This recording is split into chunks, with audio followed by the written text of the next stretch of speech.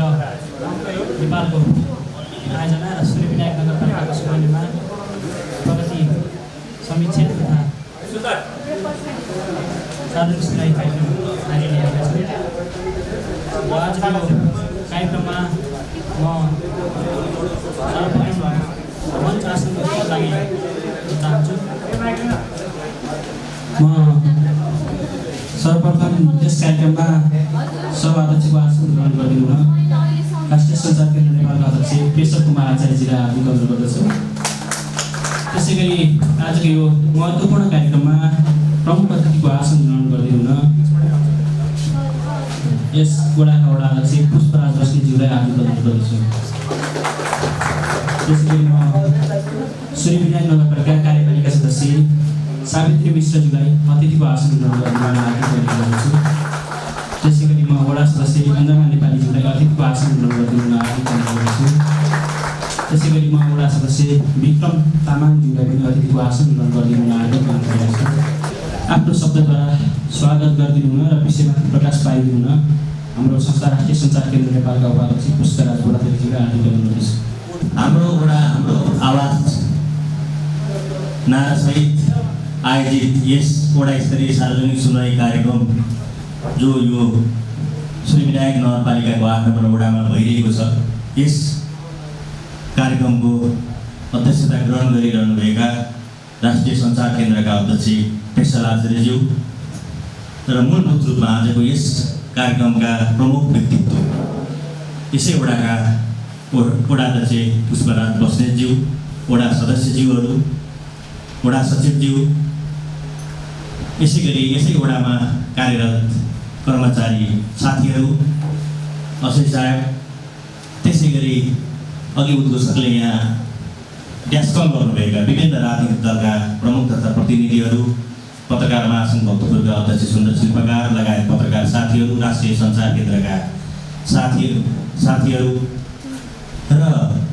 यसै वडाभित्र रहेर विभिन्न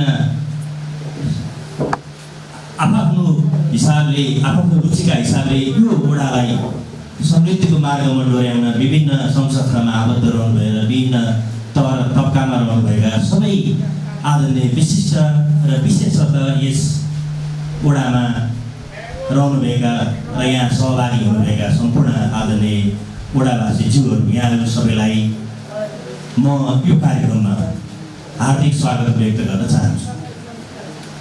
राष्ट्रिय सञ्चार केन्द्रले विशेष गरी यो एउटा पत्रकारहरूको विभिन्न सञ्चार माध्यममा कार्यरत राष्ट्रिय र स्थानीय स्तरमा कार्यरत विभिन्न पत्रकार साथीहरूको चाहिँ यो एउटा सामूहिक अभियान हो। हामीले विभिन्न तहका सरकार र यस अगाडि काठमाडौँ विश्वविद्यालय, नेपाल आयोग निगम लगायत यसै सूर्यविनायक नगरपालिकामा पनि हामीले यो गत वर्ष पनि सार्वजनिक सुनवाई आयोजना गरेका थियौँ र यो वर्ष पनि हामीले गरिरहेका छौँ र यस वर्षको आजको सूर्यविनायक नगरपालिकाभित्रको यो कार्यक्रम चाहिँ हाम्रो आजको पिकमा आउने कार्यक्रम भएको छ। हामी वास्तवमा यो कार्यक्रम सुरुमै यहाँबाट आरम्भ गर्न चाहेका थियौँ, तर टेक्निकल प्रब्लमका कारण यो अन्तिममा पुगेको छ, तर ढिलै भए पनि अझ राम्रो हुन्छ भन्ने हाम्रो अपेक्षा छ। सार्वजनिक सुनवाई कार्यक्रम भन्ने बित्तिकै विशेषतः यहाँ आज हामी पत्रकारहरूको पनि उपस्थिति छ। यो आफैमा राष्ट्रिय सञ्चार केन्द्र पत्रकारहरूको संस्था भएकोले त्यो पनि हुने नै भयो। विशेष त हामी पत्रकारहरू अघिपछि सरकारवाला पक्षसँग, सरकारका प्रतिनिधिज्यूसँग जिज्ञासा राखेर यहाँहरू बिच समाधान विभिन्न विषयमा यहाँहरूका जिज्ञासा मेट्ने हामी प्रमुख काम गर्छौँ। तर आज यो सार्वजनिक सुनवाईमा विशेषतः यहाँका वडावासीज्यूहरू, उहाँहरूका आवाज मुखरित होस् भन्ने हाम्रो बढ्ता चाहना हो, बढी अभिप्राय हो। त्यसकारण आज यो हामी यो कार्यक्रममा यो वडाले गरेका विकासका सन्दर्भमा, समृद्धिका सन्दर्भमा, सुशासनका सन्दर्भमा र विशेषतः यो वडालाई वडा सरकारको दायित्व त हो नै, तर त्यसका अतिरिक्त यो वडालाई समृद्ध बनाउन, सुशासनको मार्गमा अगाडि बढाउन र र यो वडालाई हामीले बस्न लायक बनाउन र त्यसै भएका वडाहरूमा एउटा नमुना वडा छ भनेर गौरवको विषय बनाउन, नमुनाको विषय बनाउनका लागि चाहिँ हामी सबै वडावासीहरूको उत्तिकै सहयोगसहितको रचनात्मक खबरदारी जरुरी छ भन्ने हिसाबले पनि यो कार्यक्रमको आयोजना गरिएको हो। त्यसकारण यो कार्यक्रममा यहाँहरूले आफ्ना रचनात्मक सुझाव, अपेक्षा, जिज्ञासाहरू राखेर आगामी दिनमा उहाँहरूको यो अझै 10-11 महिने कार्यकालमा उहाँले गर्न बाँकी रहेका कामहरूलाई चाहिँ उहाँले अगाडि बढाउनका लागि यहाँहरूका सुझाव चाहिँ उहाँका लागि ती एक किसिमले सञ्जीवनीको बुटीको रूपमा पनि काम गर्ने गरी यहाँका सुझाव आउन् भन्ने पनि हाम्रो अपेक्षा छ। वास्तवमा वडा सरकार कामको हिसाबले चाप हुने ठाउँ हो। हामीले प्राप्त गरेको यो जुन व्यवस्था छ, शहीदको बलिदान र वीर योद्धाहरूको रगत पसिनाले जन्म ल्याएको यो लोकतान्त्रिक गणतन्त्र र संविधानको फल नारीको तहसम्म पुगेन भन्ने एउटा मापन गर्ने आधारस्तम्भ पनि यो सार्वजनिक सुनवाई हो। यसकारण यो सार्वजनिक सुनवाईमा आफूले गरेका कामप्रति वडा अध्यक्षज्यू आफै पनि सन्तुष्ट हुनुहुन्छ र विशेष त वडावासीज्यूहरू कतिको सन्तुष्ट हुनुहुन्छ त्यो अझ महत्त्वको कुरा हो। त्यही महत्त्वलाई उजागर गर्ने सन्दर्भमा धेरै पनि कुरा नगरौँ। वास्तवमा सबै विषयका सन्दर्भमा आज यहाँ वडाको तर्फबाट वडा सचिवज्यू, वडा अध्यक्षज्यू र विषयगत प्रमुखज्यूहरूले समेत यहाँ प्रस्तुति गर्ने कार्यक्रम छ र यहाँहरूले अघि पछि पनि वडाका कामहरू वास्तवमा वडा भनेको एकले अर्कोलाई नजिकबाट निहाल्ने र चिन्ने सरकार हो वडा सरकार भनेको। किनकि उहाँ हाम्रो घर दैलोकै सरकार हो। हामीले बाटोमा हिँड्दै गर्दा भेटिरहन्छौँ। त्यसै गरी वडामा आउन पनि धेरै समय लाग्दैन, आधा घन्टा 1 घन्टाको दूरीमा हामी पुग्न सक्छौँ। तर सिंहदरबारको सरकार र प्रदेशको सरकार भन्दा त हेटौँडा जानै पर्ला र सिंहदरबार नजिकै भए पनि अलि भित्र प्रवेश गर्ने पनि जटिल होला। तर यो स्थानीय सरकारसँग, वडा सरकारसँग हामीले भेट्न त्यति जटिल छ भन्ने लाग्दैन। ठिकै छ, यहाँहरूका जिज्ञासाका पोकाहरू फुलिँदैछन्। फेरि पनि म धेरै नगरिकन यहाँहरूले अरू दिने सुझावहरू उहाँहरू जनताको शासक होइन, सेवक र सहजकर्ता हुँदै काम गर्दाखेरि चाहिँ अझ पनि उपयोगी हुनेछन् भन्ने अपेक्षासहित फेरि पनि यहाँहरू सबैलाई अतिथिज्यू लगायत विशेष त मैले अघि पनि भने यहाँका आदरणीय वडावासीज्यूहरू जसले आजको यो कार्यक्रममा श्रीविनायक नगरपालिकाको सहकारी यसै वडाको सक्रियता र राष्ट्रिय सञ्चार केन्द्रको आयोजनामा भएको यो कार्यक्रममा आफ्नो अमूल्य समय जुन गरिमामय उपस्थिति दिएर रचनात्मक सुधार राख्ने अभिलाषाले यहाँ पाल्नु भएको छ। यहाँ सबैलाई आयोजकका तर्फबाट हार्दिक स्वागत गर्दै मेरो मन्तव्य गर्छु। धन्यवाद, नमस्कार, स्वागत। म आज यो कार्यक्रममा ढिला नगरिकन आफ्नो यो कार्यक्रमलाई अगाडि बढाउन चाहन्छु र वडाले गरेका विभिन्न प्रशासनिक गतिविधि तथा अन्य विषयमा प्रश्न पारिदिनमा वडा सचिव प्रतिमा लामिछानेज्यूलाई हार्दिक बधाई गर्छु। सार्वजनिक सुनवाईले चाहिँ सुशासन तथा अचल शासनको प्रतिनिधित्व गर्छ। त्यस कारणले हामीले आर्थिक वर्ष 2082-83 गरेका सम्पूर्ण कामहरूको विवरण हजुरहरूलाई म प्रस्तुत गर्न गइरहेको छु। सभाध्यक्षको अनुमति लिएर म मेरो गरेका कार्यहरू चाहिँ हजुरहरूलाई देखाउन प्रस्तुत गर्न गइरहेको छु।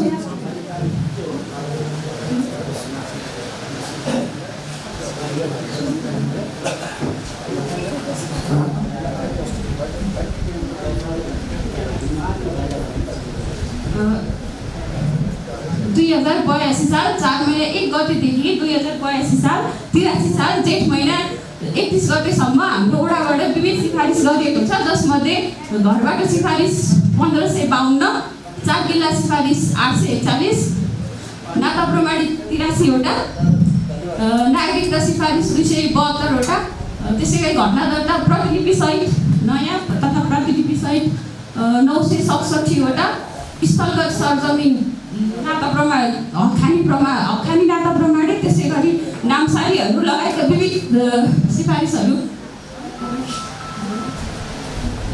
62वटा, त्यसै गरी विविध चाहिँ 2119वटा चाहिँ सिफारिस गर्यो।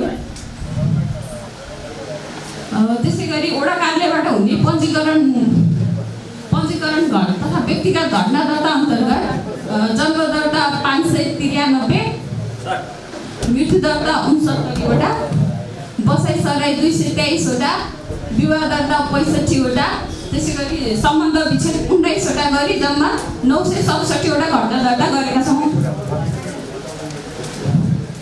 यस वडाबाट सामाजिक सुरक्षा भत्ता प्राप्त गर्ने सङ्ख्याहरू चाहिँ मैले टिपेको छु, जसमध्ये ज्येष्ठ नागरिक 333 जना, ज्येष्ठ नागरिक दलितबाट 10 जना, ज्येष्ठ नागरिक एकल महिलाबाट 69 जना, विधवाबाट 96 जना, पूर्ण अपाङ्गबाट 9 जना, अति अशक्त अपाङ्गबाट 20 जना, त्यसै गरी दलित बालबालिका पोषण भत्ता 12 जनाले प्राप्त गर्दै आउनुभएको छ।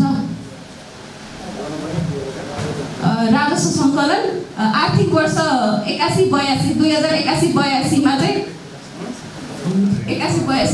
2081 4 महिना 1 गतेदेखि 2082 3 महिना 32 गतेसम्म चाहिँ यो 12 महिनाकै भयो। 2,10,89,087 रुपैयाँ हामीले जम्मा गरेका थियौँ भने आर्थिक वर्ष 2082-83 मा चाहिँ यो 11 महिनाको छ। 2082 4 महिना 1 गतेदेखि 2083 2 महिना 31 गतेसम्म 2,32,525 रुपैयाँ 25 पैसा। यो चाहिँ 1 महिनाको अझै बाँकी छ, उठाउन बढ्न सक्छ।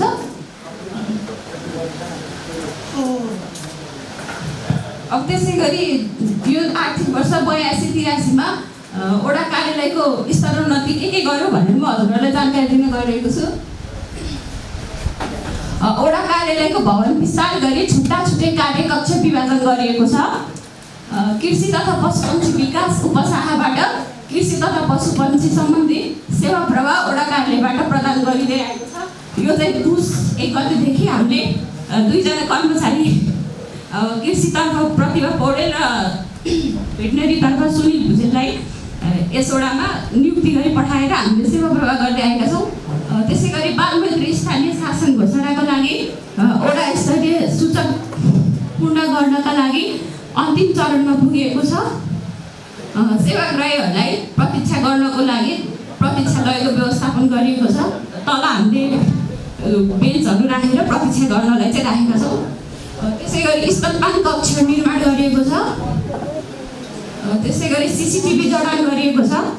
विभिन्न चोकहरू स्थानहरूमा सिसिटिभीहरू जडान गरेका छौँ हामीले। त्यसै गरी बालमैत्री ढाका जडान गरिएको छ। विपद सम्बन्धी सामग्रीहरू प्रबन्ध गरिएको छ। ज्येष्ठ नागरिकहरूलाई भवनको व्यवस्थापन गरिएको छ। प्रत्येक कार्यकक्षको अगाडि डोर नेमको व्यवस्थापन गरिएको छ। त्यसै गरी अपाङ्ग मैत्री शौचालयको निर्माण गरिएको छ। पोषण कर्नर बनाइएको छ। बालमैत्री सहजकर्ता सृजना खड्का थापाज्यूलाई खटाइएको छ। त्यसै गरी वडामा लाइब्रेरीको पनि सुरुवात गरेका छौँ हामीले। त्यसै गरी वडा अध्यक्ष, वडा सचिव र प्राविधिकको कार्य तथा फिल्ड जाने समय तोकेको छ। डिजिटल हाजिरी प्रणाली छ। पिउने पानीको व्यवस्था छ। रिट पुगेर आएका निवेदनहरूको काम फर्सियोट 5 देखि 10 मिनटभित्रमा हुने गरेको छ। सुझाव पेटिकाको व्यवस्था छ। कोसेली घरका लागि प्रस्ताव अगाडि बढाइएको छ। विभिन्न लक्षित कार्यक्रमहरू सञ्चालन गरिएको छ। यो चाहिँ विभिन्न हामीले गरेका कामहरूको चाहिँ फोटोहरू मैले राखेको छु। हाम्रो कार्यकक्षहरू, वडा अध्यक्षज्यूको कार्यतालिका, त्यसै गरी प्राविधिक सरको र मेरो कार्यतालिकाहरू यसरी राखेका छौँ। स्तनपान कक्ष, बालमैत्री कक्ष, अपाङ्ग लक्षित कार्यक्रम 2083 अन्तर्गत हामीले ब्ल्याङ्केट वितरण गरेका थियौँ। सरसफाइ कार्यक्रम 2083, सेनिटरी प्याड भेन्डिङ मेसिन 50% लागत साझेदारीमा यस वडामा 3 ठाउँमा हामीले जडान गरेका छौँ। वडा कार्यालयमा, आशापुरी बहुउद्देश्य महिला सहकारी संस्थामा र शहरी विकास स्वास्थ्य केन्द्र पार्टी भन्दैमा। महिलाहरूलाई चाहिँ मनोपरामर्श सम्बन्धी कार्यक्रम हामीले आयोजना गरेका थियौँ। 50% लागे साझेदारीमा इलेक्ट्रिक चुलो वितरण गरेका थियौँ। माथि आशापुरीमा होमस्टेको उद्घाटन तथा सञ्चालन गरिएको छ। दलित समुदायका बालबालिकाहरूलाई बिस्लेरी वितरण गरिएको छ। युवाहरूलाई चाहिँ हामीले ड्राइभिङ सम्बन्धी तालिम सञ्चालन गरेर बाइक र कारको चाहिँ 50% लागत साझेदारीमा सञ्चालन गरेका थियौँ। एकल महिला लक्षित कार्यक्रम अन्तर्गत एकल महिलाहरू चाहिँ नुवाकोट कम्पनीमा अध्ययन अवलोकन भ्रमण जानुभएको थियो। बाल सञ्जालहरू बाल समूहहरू गठन गरिएको छ। टोल विद्यालय र वडा स्तरमा बाल भेला कार्यक्रम पनि सञ्चालन गरेका थियौँ। सामाजिक कुरीति बाल विवाह महिनावारी सम्बन्धी सचेतनामूलक अवमुखी कार्यक्रम अन्तर्गत प्रत्येक घरमा यस्तो स्टिकर टाँसेर हामीले यो कार्यक्रम सञ्चालन गरेका थियौँ। प्रहरी साझेदारी कार्यक्रम पनि भएको थियो। क्षमता अभिवृद्धि कार्यक्रम विद्यार्थीहरूमा क्षमता अभिवृद्धि कार्यक्रमहरू पनि सञ्चालन गरेका थियौँ। बालबालिकासँग जनप्रतिनिधि कार्यक्रम सञ्चालन गरेर बालबालिकाहरूको सल्लाह सुझाव हामीले कलेक्ट गरेका थियौँ। वाद विवाद प्रतियोगिता कार्यक्रम पनि सञ्चालन गरेका थियौँ। टोल स्तरीय बाल क्लब क्रिकेट प्रतियोगिता पनि सञ्चालन गरेका थियौँ। कृषि अन्तर्गत बजार अनुगमन तरकारी खेती कार्यक्रम अन्तर्गत फिल्ड अनुगमन कौशी खेती तालिम घुम्ती हाट बजार पनि सञ्चालन गरेका थियौँ। अलैँची खेती तालिम थोपा सिँचाइ कार्यक्रम कुकुर वन्याकरण कृत्रिम गर्भदान यस 8 वटा कार्यालयबाट दैनिक तथा प्रशासनिक कार्यक्रम हामीले यति नै गरेका थियौँ। यति भन्दै म बिदा हुन्छु। नमस्कार। र म शिक्षा सम्बन्धी प्रस्तुत गरिदिनु हुन रविन्द्र कुमार थापा सरलाई हार्दिक अनुरोध गर्छु। शिक्षा र स्वास्थ्य सम्बन्धी यसपछि स्वास्थ्य र आजको यस महत्त्वपूर्ण कार्यक्रममा म गणेश माध्यमिक विद्यालयको तर्फबाट भएका गतिविधिहरूलाई एकदम समयलाई ख्यालमा राख्दै छोटोमा प्रस्तुत गर्ने अनुमति चाहन्छु। गणेश माध्यमिक विद्यालय सिलगढी नगरपालिका वडा नम्बर 8मा स्थापित। यसको स्थापना 2042 सालमा भएको थियो। गुणस्तरीय शिक्षा, सुरक्षित पूर्वाधार र उज्जवल भविष्य भन्ने नाराका साथ गणेश माध्यमिक विद्यालय 2042 सालदेखि प्रतिबद्ध छ। यो एउटा समुदायमा आधारित सरकारी शैक्षिक प्रतिष्ठान हो र गुणस्तरीय शिक्षाप्रति प्रतिबद्ध रहेर कार्य गर्दै आइरहेको छ। समुदायमा आधारित प्रतिष्ठित शैक्षिक संस्था यसको हाम्रो शैक्षिक गुणस्तर अभिवृद्धि नै हाम्रो निरन्तर प्रयासरत रहनेछौँ। विद्यार्थी मैत्री र सुरक्षित सिकाइ वातावरण गणेश माध्यमिक विद्यालयको विशेषता हो।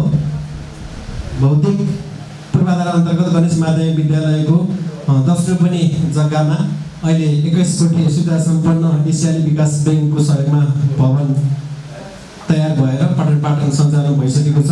र हाम्रो साबिक पुरानो विद्यालय भवनमा बागमती प्रदेश अन्तर्गतको स्वास्थ्य प्रयोगशालाबाट त्यहाँ सुविधा प्रदान भइरहेको विवरण पनि जानकारी गराउन चाहन्छु। र पुरानो भवनलाई पनि उपभोग गर्ने क्रममा हामीले यी काम गरिराखेका छौँ। यो सुरक्षित विद्यालय निर्माण भन्ने विद्यालयमा हामीले जोखिम न्यूनीकरण तथा वातावरण सुधारको कार्य गर्दै आइरहेका छौँ।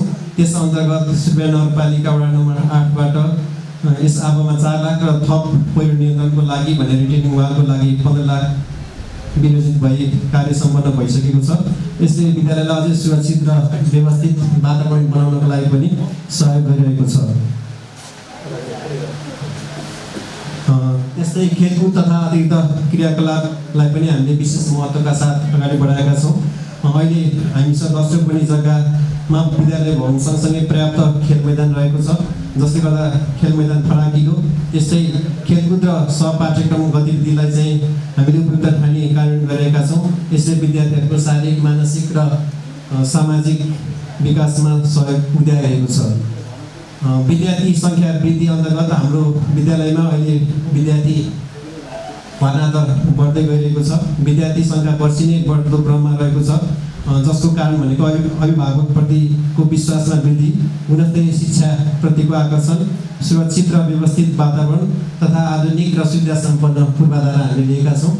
त्यस्तै गरेर शैक्षिक उपलब्धि अन्तर्गत परीक्षा नतिजामा सकारात्मक वृद्धि भइरहेको छ, विद्यार्थी सहभागिता बढ्दो छ, नियमित मूल्याङ्कन प्रणाली सञ्चालनमा रहेको छ, सूचनाको प्रविधिलाई हामीले प्राथमिकताका साथ अगाडि बढाएका छौँ र शिक्षकहरूको निरन्तर पेसागत विकासका लागि आवश्यक कार्यक्रम, क्षमता वृद्धि तालिमहरू सञ्चालन भइरहेको छ।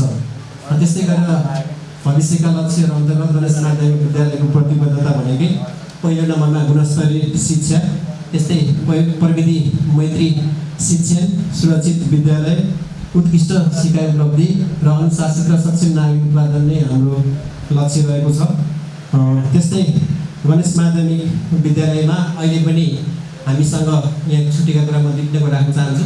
हामीसँग 28 जना टिचिङ र नन टिचिङ स्टाफहरू हुनुहुन्छ, जसमध्ये विद्यालय नर्सको पनि व्यवस्था रहेको छ। बागमती प्रदेश सरकारको नाराअनुसार गणेश माध्यमिक विद्यालयमा पनि विद्यालय नर्सको उपलब्धता छ। त्यस्तै गरी हामी पिजीदेखि कक्षा 10सम्म 12वटा क्लास सञ्चालन गरेका छौँ र अहिले गणेश माध्यमिक विद्यालयमा छात्र गरेर 401 जना विद्यार्थीहरू अध्ययन गर्नु भएको छ। हस्, यति कुरा राख्दै यहाँबाट बिदा हुन्छु। धन्यवाद। अब म यसै वडाको स्वास्थ्य समिति गतिविधि प्रस्तुत गरिदिनुमा पुष्पराज ठाकुर सरलाई आदि गर्नुपर्नेछ। धन्यवाद। वडा स्तरीय सार्वजनिक सभा कार्यक्रम राष्ट्रिय सञ्चार केन्द्रबाट पाल्नुभएका यस कार्यक्रमका अध्यक्षज्यू, श्रीविनायक नगरपालिका वडा नम्बर 8 सिपाडोलका आदरणीय वडा अध्यक्षज्यू, श्रीविनायक नगरपालिकाबाट भौतिक पूर्वाधार शाखाबाट पाल्नुभएका हाम्रा आदरणीय इन्जिनियर साहबज्यू, वडा स्तरीय जनप्रतिनिधि, विभिन्न पार्टी प्रतिनिधि, पत्रकार मित्रहरू, सुरक्षाकर्मी, विभिन्न सङ्घ संस्थाबाट पाल्नुभएका कर्मचारी सरम्यामहरू र लगायत उपस्थित सम्पूर्ण सरकारवालाहरूलाई सिपाडोल शासकीय तर्फबाट र मेरो व्यक्तिगत तर्फबाट हार्दिक नमस्कार टक्राउन चाहन्छु। श्रीविनायक नगरपालिका सिपाडोल शासकीले विगत 3 वर्षमा गरेका कार्यहरूको विवरण ल्याएका छौँ हामीले र यो वर्षको पनि मैले निकालेको छु। पहिलो विगत 3 वर्षको केही सूचनाहरू यहाँमा प्रस्तुत गर्न गइरहेको छु। यो अहिले हामी हाल कार्यरत कर्मचारीहरूको विवरण हो। यो हाम्रो सिपाडोल वडा नम्बर 8 को नङ सङ्कलन गरेको छु। कुन वडामा कतिको लक्षित जनसङ्ख्या र सेवा पहुँचको आधारमा हामीले कुन कार्यक्रमहरू कसरी लाग्ने, कसरी योजना बनाउने भनेर हामीले एउटा योजना बनाएर अगाडि बढ्ने गरेका छौँ। यो हाम्रो नयाँ भवन हो। प्रदेश सरकार र स्थानीय सरकारको संयुक्त लगानीमा बनेको अति आधुनिक भवन यो हाम्रो अहिले सञ्चालनमा आइरहेको छ। यो हाम्रो पुरानो भवन हो। पुरानो भवन अगाडि राखेको पछाडि यो पुरानो भवन हो, नागरिक वडापत्र। यो हाम्रो अहिले हाल बाल सञ्चालन सहित वडा व्यवस्थापन समिति, स्वास्थ्य सञ्चालन र व्यवस्थापन समितिको पदाधिकारी र महिला स्वास्थ्य स्वयंसेविकाहरू। यसपालि हामीले 3वटा स्वयंसेविका थपेर 10वटा स्वयंसेविका गरेका छौँ भने 2वटा बाल सञ्चालनका बालबालिकाहरूलाई थपेर पनि हामीले व्यवस्थापन समिति बनाएका छौँ। यो हाम्रो व्यवस्थापन समिति मार्फत सिपाडोल शासकीयमा विभिन्न कामकाज गर्ने, बाँडफाँड गर्ने पदाधिकारीहरू छन्, जुन चाहिँ हाम्रो चाहिँ व्यवस्थापन समिति, पुनस्तर व्यवस्थापन समिति र खोप व्यवस्थापन समितिको हो। यो 2टा पदाधिकारीहरूको मैले नामहरू प्रस्तुत गरेँ। त्यस पछाडि यो हाम्रो सिपाडोल शासकीयबाट नागरिक वडापत्र, त्यहाँबाट उपलब्ध हुने 98 प्रकारको औषधि, निःशुल्क औषधिहरूको विवरण, सिपाडोल शासकीयले आगामी वर्षमा के गर्ने त्यसको कार्ययोजना लगायत सूचना अधिकारीको हामीले नम्बर प्लेटहरू तपाईँले अगाडि पुराणोमा राखेको हुन्छौँ। यो हाम्रो जनसङ्ख्या हो। कुल जनसङ्ख्या यो गत वर्ष हामीलाई दिएको डाटा नेपाल सरकारको सङ्घीय सरकारबाट हामीलाई एमडिएचएसको तथ्याङ्क अनुसार 22,216 जना थियो भने 1 वर्ष मुनिको बालबालिका 374, 2 वर्ष मुनिको 743, 12-23 महिनाको 369, 6-59 को 1627, 12-59 को 1441, 5 वर्ष मुनिको 1814, 15देखि 49 को 8032, 15देखि 49 सम्मको विवाहित महिला 5090, अनुमानित गर्भवती सङ्ख्या 623 र अनुमानित जीवित जन्म 381 जना रहेको छ। हामी स्वास्थ्य चौकीमा कार्यरत कर्मचारीहरूमा अहेवासी गरेर 2 जना, अनमी 1 जना, ल्याब एसिस्टेन्ट 1 जना र कासका 1 जना गरेर 2 जना कारामा 3 जना थाई कर्मचारी छ। जम्मा 5 जना छोडेर त्यसै गरी हामीसँग सरकारी अस्पताल एउटा सूर्यविनायक, यस वडामा चाहिँ सरकारी अस्पताल सूर्यविनायक नगर अस्पताल एउटा, स्वास्थ्य चौकी एउटा, नगर स्वास्थ्य केन्द्र एउटा, गाउँका क्लिनिक एउटा, कोप क्लिनिक 4वटा, निजी क्लिनिक र फार्मेसी 19वटा, महिला स्वास्थ्य स्वयंसेवी 10वटा रहेको छ। आफ्नो स्वामित्वमा जग्गा छैन, आफ्नै भवन छ, खानेपानीको उपलब्धता छ, टेलिफोन उपलब्धता छ, विद्युतीय उपलब्धता भएको छ, सोलर ब्याकअप छैन, इन्टरनेटको सुविधा छ, एम्बुलेन्सको सेवा छैन। आर्थिक वर्ष 81-82 स्वास्थ्य सञ्चालन व्यवस्था समितिको खाताबाट कुनै पनि खर्च रकम निकास कुनै पनि आय व्यय नभएको, हामीसँग आयको स्रोत पनि नहुने र त्यसकारण खर्च पनि भएको छैन। तर सूर्यविनायक नगरपालिका वडा कार्यालय सिपाटलबाट यस आर्थिक वर्षमा चाहिँ 2 लाख रुपियाँ छुटेको विनियोजन रकम मध्येबाट हामीले चाहिँ गत महिना चाहिँ यही महिना चाहिँ एउटा वृहत शिविर सञ्चालन गरेको थियौँ र केही पैसा रहेकोले महिला स्वास्थ्य सुरक्षा कार्यक्रम गर्ने प्रस्ताव गरेको छ। हामीले स्वास्थ्य संस्थाको निःशुल्क आधारमा औषधिको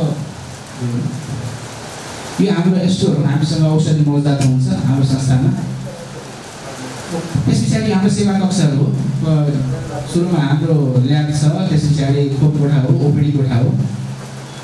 यसरी नै हाम्रो ड्रेसिङ स्तनपान कक्ष छ, त्यस पछाडि काउन्सेलिङ रुमहरू हो मेरो। मैले सबै राख्छौँ। यो चाहिँ हाम्रो गत वर्षको न्यूनतम सेवा मापदण्ड भनेर गरेका थियौँ। त्यति बेला चाहिँ हाम्रो 84% आएको थियो। सम्भवतः यसपालि हाम्रो 95 वर्ष भन्ने आशा राखेको छौँ।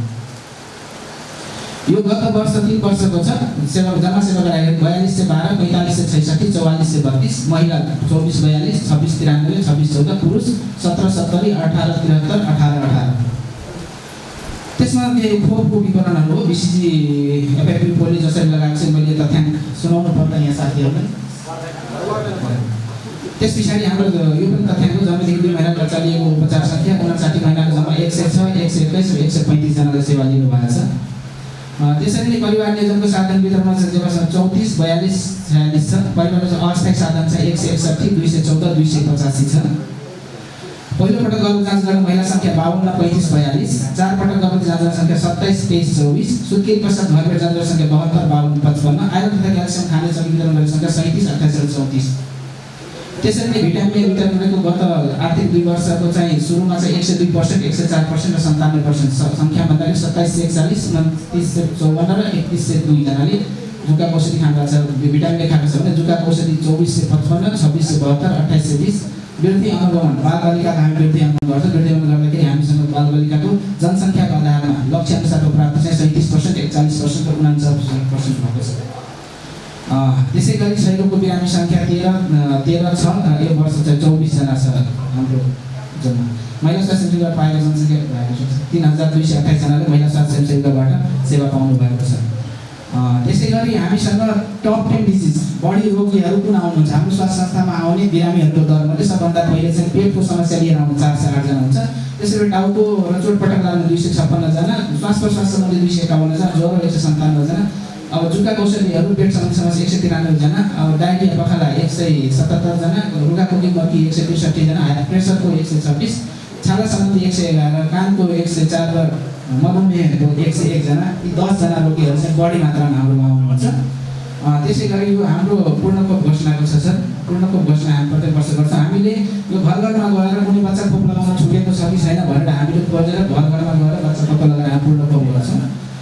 त्यसै गरी यो चाहिँ हाम्रो हेल्दी बेबी क्याम्प। हामीले वडा स्तरीय बच्चाहरूको एउटा प्रोटोकल हुन्छ। पूर्ण खोप लगाएको बच्चाहरूलाई भेला गरेर भेला गरेर कुन बच्चा चाहिँ उत्कृष्ट छ, पूर्ण खोप लगाएको छ, पटक पटक जाँच गर्न आएको छ, त्यो क्राइटेरिया मिट गरेको बच्चाहरूलाई हामीले चाहिँ एउटा हेल्दी बेबी क्याम्प गरेर बच्चाहरूलाई उचित पुरस्कृत गरेका थियौँ। त्यस पछाडि यो हाम्रो नियमित खोप कार्यक्रमहरूको हो। त्यस पछाडि यो हाम्रो 16,000 आमाहरूलाई पोषण लेखाजोखा गरेको थियौँ। यो पोषण लेखाजोखा गर्दाखेरि हामीले केही पुरस्कार प्रोत्साहन पोषिलो खानेकुरा वितरण गरेका थियौँ। यो त्यही कार्यक्रमको फोटोहरू भयो। यो हाम्रो पोषण कक्ष हो। हामीले पोषणको कार्यक्रमहरू सञ्चालन गर्छौँ। त्यस पछाडि हाम्रो यो वेल फ्रेन्डली पेसेन्ट काउन्सिलिङ हामीले प्रत्येक बिरामीहरूलाई परामर्श गर्छौँ। यो हाम्रो महिला स्वास्थ्य सेवा दिवस मनाएको प्रत्येक वर्ष हामी महिला स्वास्थ्य सेवा दिवस मनाउँछौँ। त्यस पछाडि यो पनि महिला स्वास्थ्य सेवा दिवसमा प्रोत्साहित गरेको हो। यो हाम्रो चाहिँ क्याम्पेन चल्ने बेला खोपहरू सञ्चालन गरेको बेला फोटोहरू हामीले प्रत्येक खोप सेसनमा सल्लाह गर्छौँ, सरसफाइ सेसनहरू सञ्चालन गर्छौँ। खोप लगाएपछि बच्चा छुटेर पत्ता लगाउन गाउँघरमा घुम्छौँ। त्यस पछाडि हामीले महिला स्वास्थ्य सेवा परिचालन गर्छौँ। महिला स्वास्थ्य सेवा प्रत्येक कार्यक्रम चलाउनुभन्दा अगाडि हामीले योजना बैठक गर्छौँ। यो इम्प्लान्ट कार्यक्रम एउटा नयाँ कार्यक्रम हामीले स्वास्थ्य सेवा सञ्चालन गरेको छौँ, जुन कि 3-5 वर्षका गर्भवती महिलाहरूलाई गर्न हुन्छ। कार्यक्रम पश्चात कर्मचारीलाई प्रोत्साहित गर्ने र अनुगमन गर्ने कार्यक्रमहरूको फोटो हो। यो घर भेट सुत्केरी पश्चात प्रत्येक सुत्केरीको घरमा गएर नर्सिङ कर्मचारीद्वारा सुत्केरी जाँच गरेको फोटो हो घरमा गएर। यो हामी निःशुल्क स्वास्थ्य शिविर सञ्चालन गर्ने र रक्तदानमा सहयोग गर्ने भन्ने कार्यक्रम राखेको छौँ स्वास्थ्य शिविरबाट। सूर्यविनायक नगरपालिकाले क्षयरोगमुक्त अभियान चलाउनको लागि हामीले विभिन्न कार्यक्रमहरू गरेका छौँ। यो डेङ्गु रोगको कार्यक्रमहरूले खोजेर नष्ट गर्न भन्ने कार्यक्रम गरेको थियो। हालको अवस्थामा एकोन्डेमियासिस ब्याकअप इलेक्ट्रिसिटी छैन, फोहोर व्यवस्थापनको समस्या छ, 3 फेजको इलेक्ट्रिसिटी छैन। यो समस्या हाम्रो वासिङ मेसिन छैन, फोहोर व्यवस्थापनको समस्या छ। पोख्ता बाइकिङको लागि अब यो केही कार्यक्रमहरू नगरपालिकाबाट समाधान गर्ने राखेको छु मैले। अनुमानित लगभग 3,50,000 जति घरमा हुने राखिदिएको छु। यो हाम्रो पुरानो भवन, अहिले जुन नयाँ भवन बनाएको छ त्यो भवन अहिले यस्तो बनेको छ। यो हाम्रो लेखाजोखा पोषण लेखाजोखा बच्चाहरू पोषण, यो हाम्रो नयाँ भवनको उद्घाटनको बेलाको फोटो हो। नयाँ भवनको उद्घाटन यो चाहिँ हाम्रो शिविर ज्येष्ठ नागरिक शिविर सञ्चालन गरेको बेलाको फोटो हो। यो चाहिँ हाम्रो अनुगमनको फोटो हो। यो बच्चा घरमा गएर खोजेर खोप अभियानको फोटो हो। खोजेर अभियान चलाउँछ। यो हामीले अस्ति भर्खर एउटा बिहाई प्रजन स्वास्थ्य सम्बन्धी बिहाई र नसक्ने रोगको कार्यक्रम सञ्चालन गरेको थियौँ, त्यसको फोटो। यो चाहिँ हामीले क्याम्पेनको बेला खोप अभियान घरमा टोलमा गएर स्कुलमा गर्छ। यो हाम्रो वृहत शिविर अस्ति सञ्चालन भएको वृहत शिविर सञ्चालन गरेको थियौँ, जसमा 258 जना हुनुहुन्थ्यो। हस्, धन्यवाद। अब म आजको कार्यक्रमका आकर्षक व्यक्तित्व यसैबाट एउटा पुष्पराज बस्नेतज्यूलाई उहाँले विगत अघिल्लो सार्वजनिक सुनाइदेखि आजसम्म गर्नुभएका कार्य प्रगति तथा वडामा भएका कार्यहरू के गर्नुभएको छ प्रस्तुत गरिदिनु आग्रह गर्दछु। शान्तिनिकेतन माध्यमिक विद्यालयको 3-4 वर्ष म यहाँ आएपछिको प्रगति विधान छोटो मिठो गर्न खोजेँ मैले, समयको पाप्दैन ध्यान दिँदै सरसर्ने। यो शान्तिनिकेतन माध्यमिक विद्यालयको भवन यो थोरै यहाँ परिचय थियो मैले राखिनँ र यहाँ थोरै सुधारका विषयवस्तु र उहरू थिए। अहिले अब मैले सर्टकट मात्रै भन्न चाहेँ। 2वटा बसहरू सञ्चालन छन्। ल्याबदेखि हलदेखि व्यवस्थित हुँदै गइरहेको छ। विद्यार्थी सङ्ख्या 166 जना जिम्मा लिएको थियो भने अहिले 391 जना बच्चाहरू लगभग अध्ययनरत छन्। अब सुविधा सम्पन्न रूपमा अगाडि बढ्दै गइरहेको अवस्था छ। इसी कक्षाहरू व्यवस्थित रूपमा सञ्चालन भएका छन्, मैले सर्टकट नभने।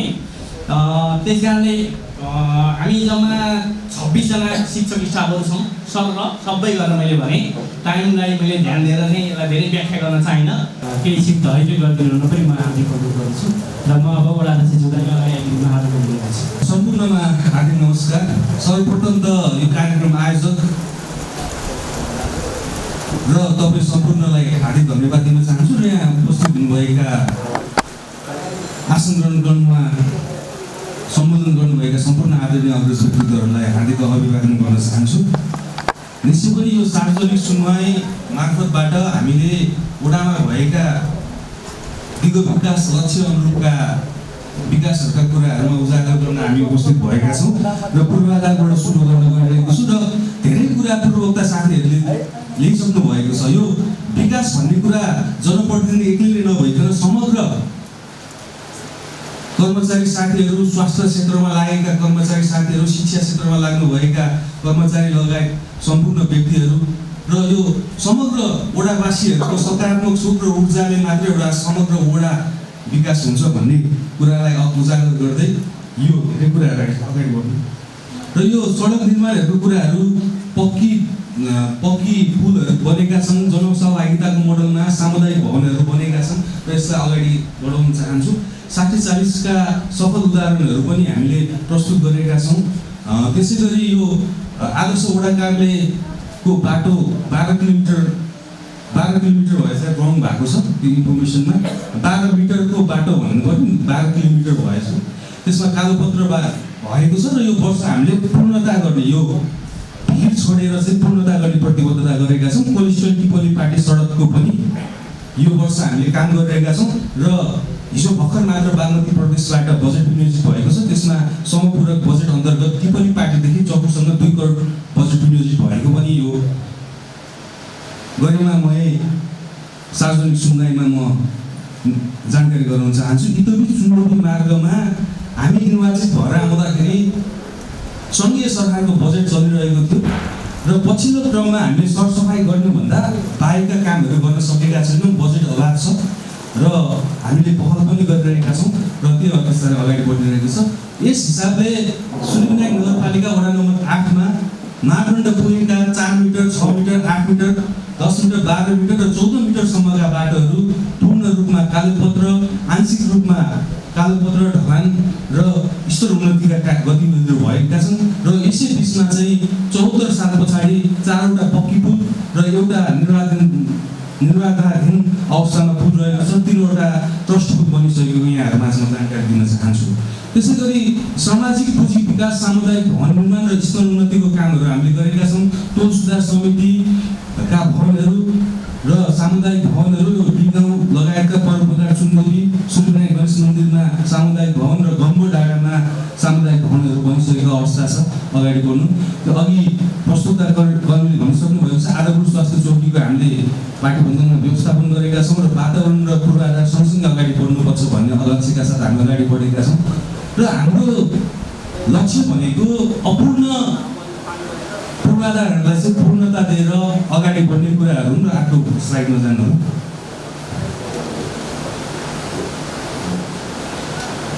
यो सामुदायिक भवनहरूको कुराहरू मैले गरिसकेको छु। पक्की पुल भइसकेको छ। शान्ति सुरक्षा 3 नम्बरको स्लाइड। शान्ति सुरक्षाहरूको कुरामा हामीले वडालाई चाहिँ साँच्चै सुरक्षित बनाउनु पर्छ र वडावासीहरूको शान्ति सुरक्षाको लागि विशेष कदमको रूपमा 55वटा चोकहरूमा CCTV जडान गरेका छौँ र यो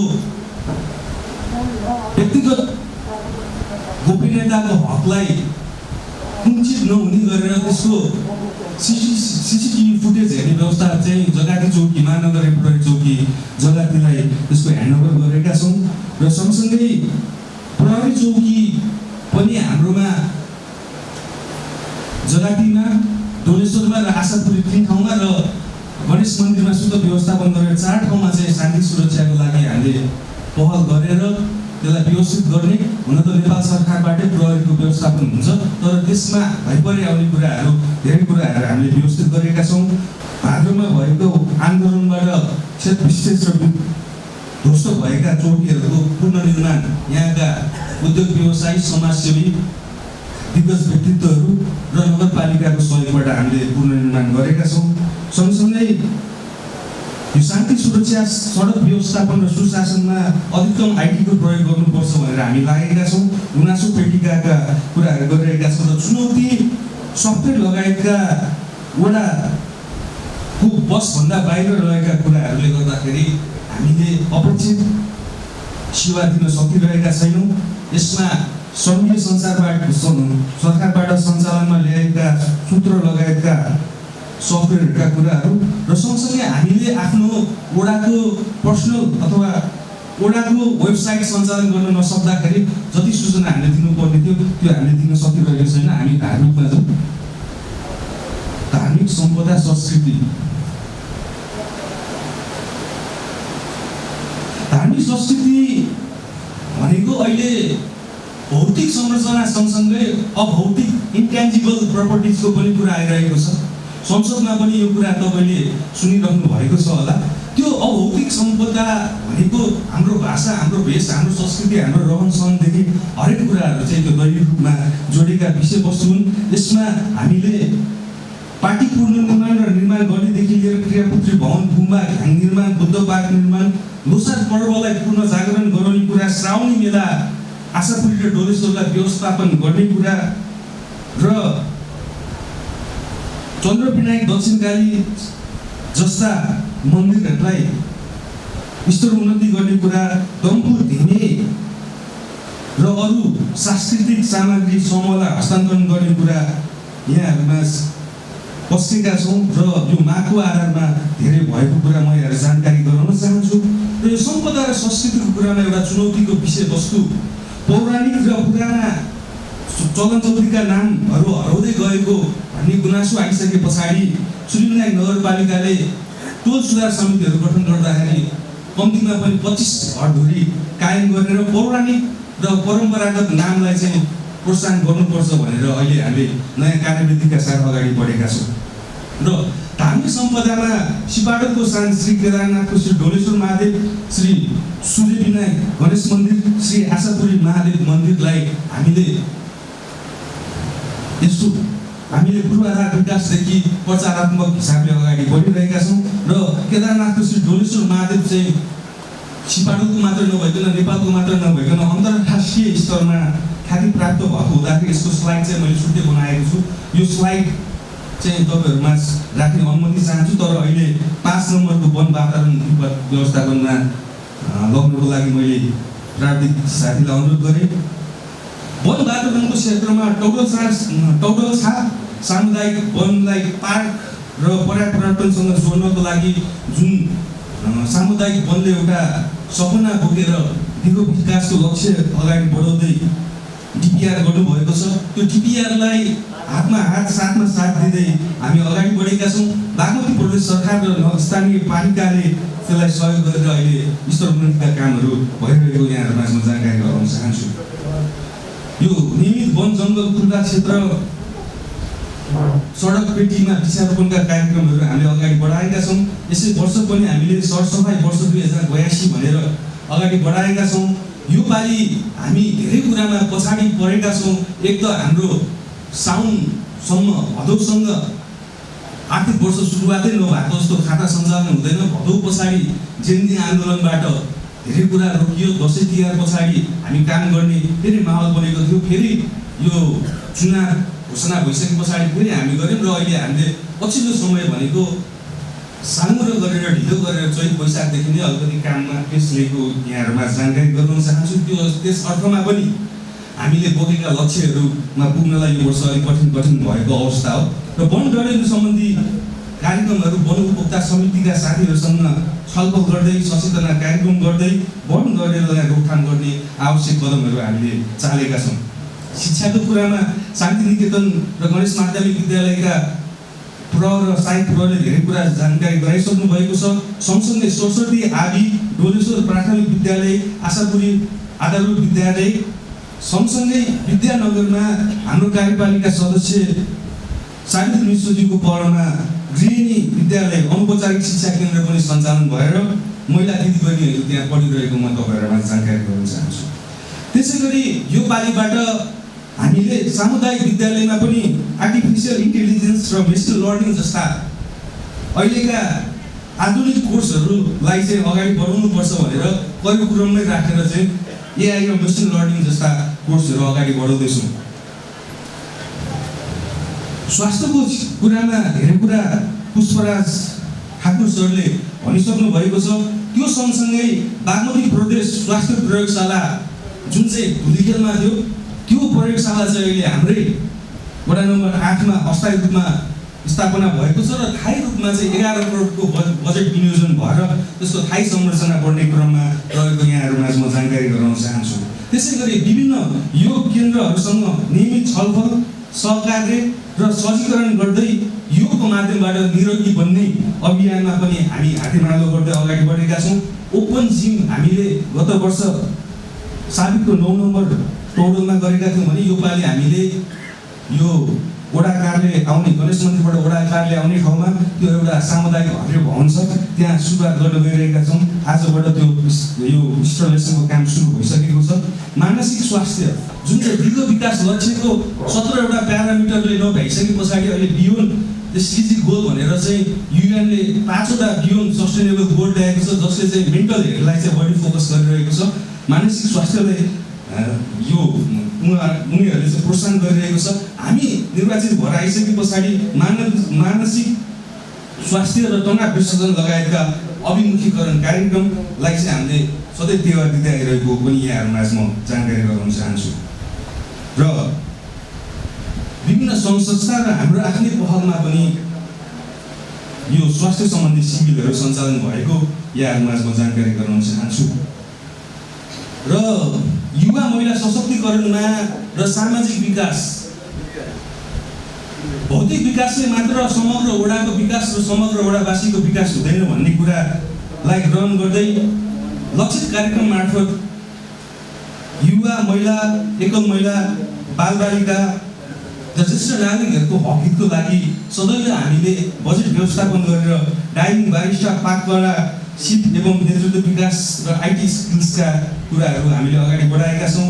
र वडा कार्यालयसँगैको यो पुरानो वडा कार्यालयको भवनमा यो वर्षबाट पुस्तकालय सञ्चालन गर्न लागेको यहाँहरूमा सहर्ष जानकारी गराउन चाहन्छु।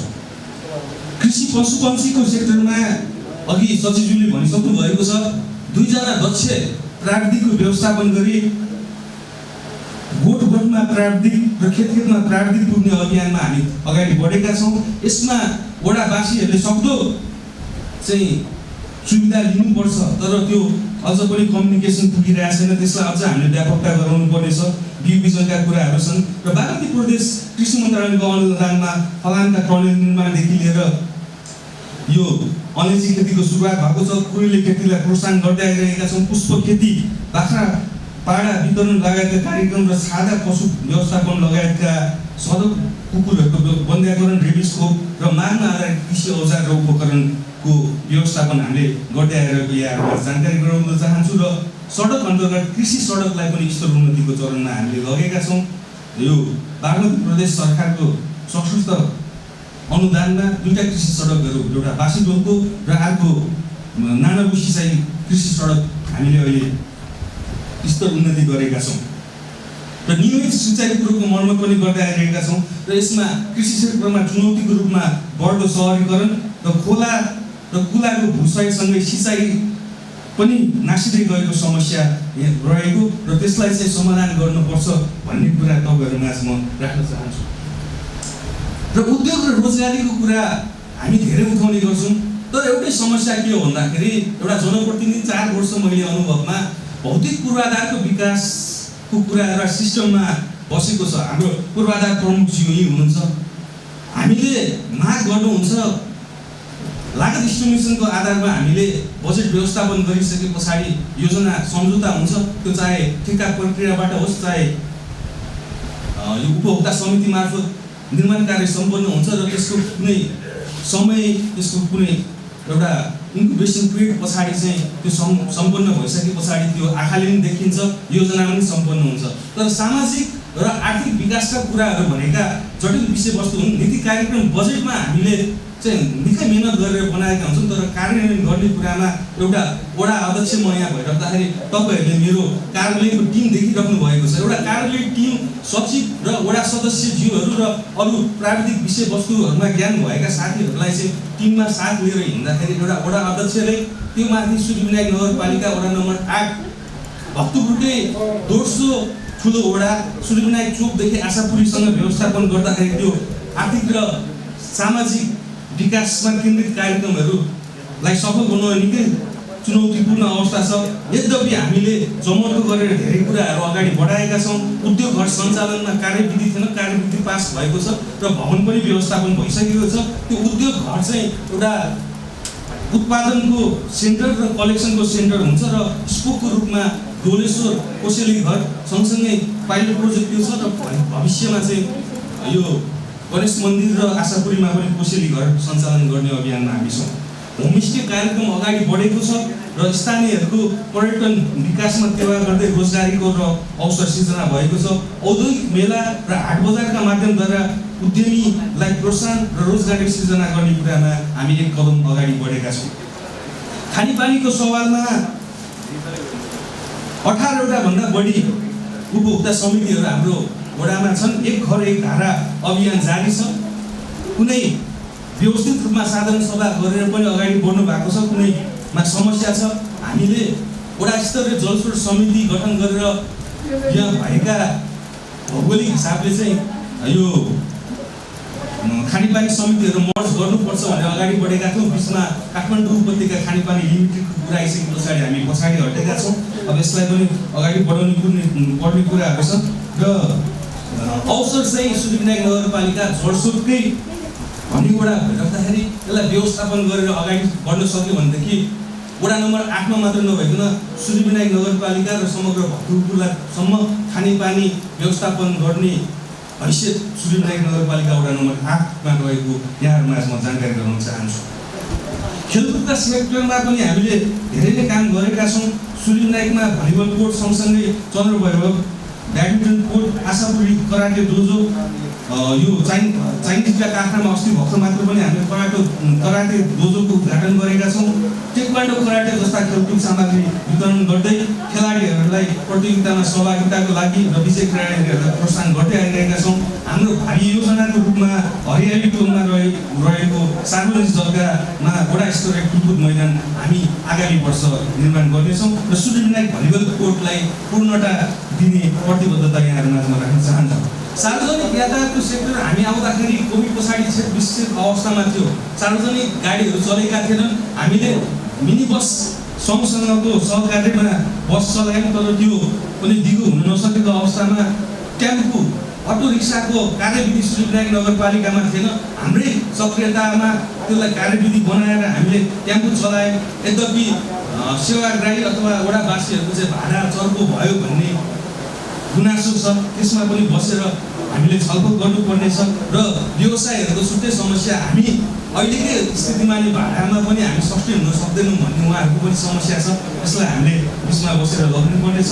लक्षित कार्यक्रमहरूको कुराहरू आइसकेका छन् र यति भनिराख्दाखेरि यहाँहरूलाई एउटा जिज्ञासाका कुरा पनि हुन सक्छन्। पुष्पराज बस्नेत दोस्रो वडा अध्यक्ष स्थानीय तह आइसके पछाडि यो वडामा चाहिँ हालसम्म कति रकम बराबरको योजना चाहिँ सञ्चालन भयो भनेर चाहिँ कौतूहलता हुन सक्छ। यसमा 2079 सालमा म निर्वाचित भइराख्दा त्यही वर्ष समग्र प्रदेशको चुनाव भएको थियो। माननीय तत्कालीन माननीय दुर्लभ थापा सङ्घमा निर्वाचित हुनुभएको थियो र किरण थापा अहिले हालका बागमती प्रदेश सभाका माननीय स्वास्थ्य मन्त्री किरण थापाज्यू निर्वाचित हुनुभएको थियो। 82मा भएको चुनावमा माननीय राजीव खत्रीज्यू निर्वाचित हुनुभएको छ। यसरी नगरपालिकामा वासुदेव थापाज्यूको नेतृत्व रहेको छ। हामीले नगरपालिका सङ्घ प्रदेश तिनै तहसँग समन्वय गरेर र हामी भाग्यमानी वडा पनि भएको स्वास्थ्य मन्त्रीज्यू हाम्रै वडावासी र यहाँको निर्वाचन वडा अध्यक्ष भइराख्दाखेरि हालसम्म 150 करोड भन्दा माथिको काम यस वडाभित्र भएको जानकारी सहगर्वका साथ तपाईँहरूमा म प्रस्तुत गर्न चाहन्छु। र यो बजेट कार्यान्वयनको कुरामा सिपाटोलवासीको सकारात्मक सोच, ऊर्जा, सीमाञ्चलमा साथ दिने कुराहरू, बजेट कार्यान्वयनका चरणमा भएका सुख दुःखका साथहरूले कारणले गर्दाखेरि जुनसुकै कारणलेमा बजेट बढ्दाखेरि पनि सिपाटोल अथवा सूर्यविनायक नगरपालिका वडा नम्बर 8 मा चाहिँ काम गर्न सजिलो छ। त्यहाँका जनता, त्यहाँका जनप्रतिनिधिहरू सकारात्मक सोचका धनी छन् र काम गर्न निकै सजिलो अवस्थामा खोजी पनि कार्यालय स्वयंले पनि बजेट हालेका दृष्टान्तहरू यहाँहरू माझ म प्रस्तुत गर्न चाहन्छु। र यो चालु आर्थिक वर्षमा गत र यो चालु आर्थिक वर्ष र आगामी आर्थिक वर्षमा मात्रै पनि 80 करोड बराबरको चालु योजनाहरू सञ्चालन रहेको म तपाईँलाई जानकारी गराउन चाहन्छु। 15 करोड बराबरको डोलेश्वर पार्टी भज्याङ सडक, त्यसमाथि नैचाल सडक र खानेपानी दुईटा 19 करोड र 15 करोड केदारनाथको सिट र तोरण र सँगसँगै वडाबाट यो वर्ष 12 करोड माथिको बजेट आइसकेको छ। 4 वर्षमा नगरपालिकाबाट वडालाई 50 करोडको हाराहारीमा बजेट विनियोजित भएको यहाँहरू माझमा राख्न चाहन्छु। यो आर्थिक वर्ष निकै चुनौतीपूर्ण आर्थिक वर्ष हो। हामीले बजेट व्यवस्थापन गरेर पनि सबै काम गरेर मन्दिर बनिसकेको अवस्थामा गजुर हाल्न मात्र बाँकीको अवस्था थियो। यो आदर्श वडा कार्यालयको बाटो म आफै वडा अध्यक्ष हिँड्ने घर अगाडिको बाटो अहिले पनि गयो भनेदेखि हिँड्दैछ। मैले नगरपालिकामा जाँदाखेरि अरू वडा अध्यक्षज्यू र मेयर साहबलाई के भन्ने गर्छु भन्दाखेरि चाहिँ बजेट व्यवस्थापन चाहिँ जुत्ता र स्कुटर हेरेर गर्नुपर्छ है साथीहरू। जसको जुत्ता हिलो हुन्छ, जसको स्कुटर अलिक हिलो हुन्छ, अलिकति बजेटमा चाहिँ प्राथमिकता चाहिँ जुत्ता र स्कुटर अथवा गाडी हेरेर चाहिँ गर्नुपर्छ भनेर जिस्किने गर्छु। साँच्चीकै मैले जिस्किएर भने पनि त्यो पीडा मैले पोखेको। मेरो आफ्नै घर अगाडिको पनि यो पानी पिच हुने अवस्थामा थियो। तर विश्वमा यो जुन अहिले द्वन्द्व फैलिएको अवस्थामा पेट्रोलियम पदार्थको साथ यो सामग्रीको भाउ बढेको अवस्थामा हामीले गर्ने भनेका विकास निर्माणका धेरै कामहरू चाहिँ अपुरो अधुरो रहेको अवस्था हो। र यो अपुरो अधुरो अवस्थामा पनि हाम्रो जग बसिसकेको छ, हाम्रो मन्दिर बनिसकेको छ। अब गजुर मात्र हाल्न बाँकी हो भन्ने कुरा म तपाईँहरूमा राख्न चाहन्छु। र यो 79 सालदेखि जुन 83-84 को हाम्रो अहिलेको कार्यकाल छ, यो कार्यकाल चाहिँ हामीले पूर्वाधार विकास सँगसँगै मानवीय र आर्थिक विकासलाई पनि जोड दिएका छौँ। र अहिले यो हिजो भर्खर मात्र पनि बागमती प्रदेशको बजेट आइसकेको छ। क्रमागत योजनाहरूदेखि लिएर यो दोर्लाङ हेम्बेडाँडामा 1 करोड 34 लाख, टक्कुपोली सिङ्गालमा 1 करोड, बाइटी चौकुमा 2 करोड, साना ठुलो योजना गरेर करिब 1 करोड र अन्य मन्त्रालय मार्फत 1.5 करोड भन्दा माथिको बजेट। नगर अस्पतालमा गत वर्ष 2 करोड, योपालि 1.5 करोड र स्वास्थ्य चौकीको लागि गत वर्ष 25 लाख, यो वर्ष 20 लाख रुपियाँ रहेको अवस्थामा यतिका 150 करोडको काम गरिराख्दाखेरि पनि मेरो घर अगाडि, मेरो आँगन अगाडि, मेरो टोलमा काम भइरहेको छैन भन्ने कुरा गुनासोको रूपमा आउनु स्वाभाविक हो। यसलाई कसरी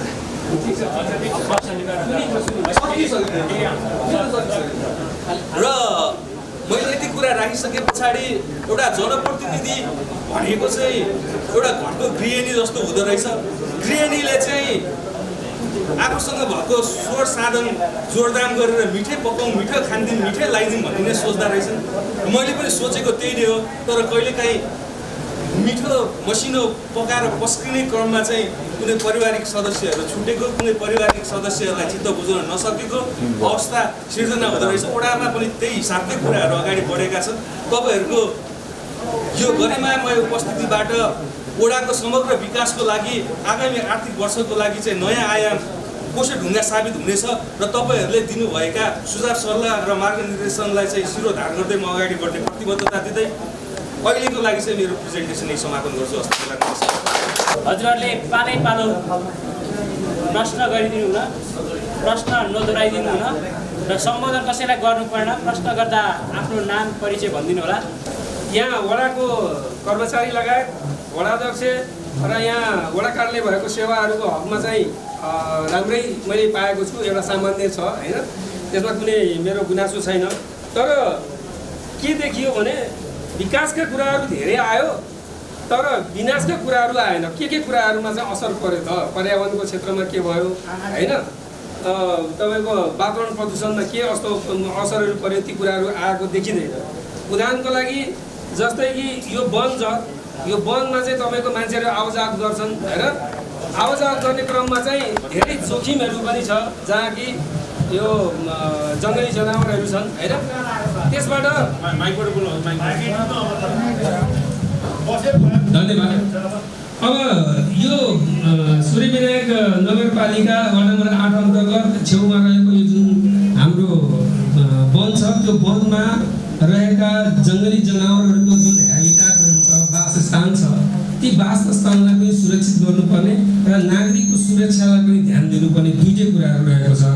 र नेपाल सरकारले ती दुर्घटनाबाट उत्पन्न भएका होइन घटनाबाट जुन क्षति भएका कुराहरू क्षतिपूर्ति दिन्छ, तर नागरिकको ज्यान नै गइसकेको अवस्थामा अब त्यसको क्षतिपूर्ति न्यूनीकरण बाहेक केही हुँदैन। त्यस कारणले गर्दा म के निवेदन गर्न चाहन्छु भने आगामी दिनहरूमा यस वडाबाट पहल के गरियोस् भने वन कार्यालय र वन उपभोक्ता समितिसँग समन्वय गरेर यो क्षेत्रमा चाहिँ तारबारको व्यवस्था गरियोस्, जसले गर्दाखेरि वासस्थान हेबिटाट पनि सुरक्षित होस् र नागरिक पनि। एउटा कुरा त्यो हो। त्यसै गरी वातावरण संरक्षणको केही दृष्टिमा चाहिँ जस्तो यो चम्पकेश्वर खोलाको जुन कुराहरू आएको थियो नि, यो चम्पकेश्वर खोलालाई कुनै समयमा काल्हाचा खुसीचा भनिन्थ्यो होइन, र त्यसको नामेट गरियो। मेरो अर्थ के थियो भने लोक कथन छ होइन, लोककथा छ, स्थानीय भाषा छ, त्यसलाई चाहिँ मेटाउने काम गर्नु भएन। त्यो काल्हाचा खोलालाई कमसेकम त्यही नामाकरण गरियोस् र त्यसै अनुसारको चाहिँ त्यो खोलाको चाहिँ विकास निर्माणको कार्यहरू अगाडि बढियोस्। र त्यो खोलाको मापदण्ड निर्धारण गरिएको छ, तर त्यो खोलालाई सरसफाइ कहिले गरिएको छैन। झारखण्ड मुन्डी उभिएको छ, त्यहाँ पानीको बहाव रोकिन्छ, घर घरमा पानी पस्छ। त्यस कारणले त्यो खोलालाई चाहिँ सरसफाइ गर्ने त्यसको गहिराइलाई अर्थात् माटोलाई निकालियोस्। माटोलाई निकालेर त्यो पहिल्यै साबिक रोइन्जीको गहिराई चाहिँ कायम गरियोस् जसबाट स्थानीयवासीहरूको घर घरमा पानी नपसोस्, यो कुरा भयो। त्यसै गरी सर छोटो गरिदिनु। महत्त्वपूर्ण कुराहरू छ सर है। अब अर्को कुरो जस्तो धेरै कार्यक्रमहरू भयो, जोखिम न्यूनीकरणको कुराहरूमा स्कुलको टिचर सर हुनुहुन्थ्यो, उहाँले भन्नुभयो जोखिम न्यूनीकरणको कार्यहरू पनि गरियो भनेको छ। तर म के भन्छु भने भूकम्प, आग लागि, बाढी पहिरोको हकमा यो वडाबाट कमसेकम त्यो जोखिम न्यूनीकरण गर्नको लागि चाहिँ प्रत्येक नागरिकलाई प्रशिक्षित गरियोस् कि तत्काल हामी पनि त्यहाँ गएर त्यसलाई चाहिँ उद्धार गर्न सकौँ। किनभने हामीलाई आइडिया छैन, आगो लाग्यो भने के गर्ने, भूकम्प आएपछि के गर्ने भन्ने कुरा हामीसँग आइडिया छैन। त्यो आइडियाको प्रशिक्षण दियोस् प्रत्येक नागरिकलाई, टोल टोलमा दियोस्, जसले गर्दा तत्काल रेस्क्यु गर्न सकियोस्, उद्धार गर्न सकियोस्। त्यसै गरी यो करको दायरा जुन छ नि, वडा कार्यालयले जुन निर्धारण गरेको त्यो अचाक्लै नै छ है मेरो दृष्टिकोणमा। यो करको दायरा चाहिँ सामान्य सिपाही जिनाउँदा पनि 2000, 2500, 1500 त्यसको कुनै मापदण्ड के छ, के को आधारमा 2000 लागू गरियो भन्ने कुरो चाहिँ कमसेकम स्पष्ट होस्। एउटा सामान्य स्थायी बसोबासको सिपाही जिनाउँदा 2000 मापदण्ड के को आधारमा 2000, त्यो। अर्को कुरो कुन सिफारिस र कुन कार्यको लागि चाहिँ के कामको लागि कति दस्तुर लाग्छ बडापत्रमा लेखियोस्, यहाँ अगाडि चाहिँ बडापत्र राखियोस्। अर्को एडभोकेसी प्रोग्राम चलाउनु पर्ने देखियो, जस्तो शिक्षा महत्त्वपूर्ण हो विकासको लागि, तर शिक्षा दिइसकेर मात्र होइन चेतना पनि दिन जरुरी छ। फोहोरको डङ्गुरलाई सफा गर्ने कार्यक्रम धेरै गर्छौँ, तर उसलाई फोहोर कहाँ फाल्ने भन्ने कुरा चेतना दिएको छैन उहाँले। त्यो चेतना दिन जरुरी छ, त्यस्ता कार्यक्रमहरू ल्याउनु पर्यो उहाँले गर्न लागि। सर एकैछिन त्यसै गरी अहिले मैले देखेँ 19वटा सम्बन्ध विच्छेदको कुराहरू पनि आएको रहेछ तथ्याङ्कमा। त्यो 19वटा सम्बन्ध विच्छेद पनि हुँदैन, तर त्यसको लागि के गर्नुपर्छ भने म पनि कानुन व्यवसायमा पेसामा भएको कारणले गर्दा म पनि तयार छु यो वडाको विकास र उन्नतिको लागि, र सहयोग दिन पनि तत्पर रहेको हुँदाखेरि त्यो घर घरमा चाहिँ कानुनी साक्षरता पनि एउटा चाहिँ प्रदान गरी चाहिँ कार्यक्रम ल्याओस्, त्यसको लागि म पनि तयार छु।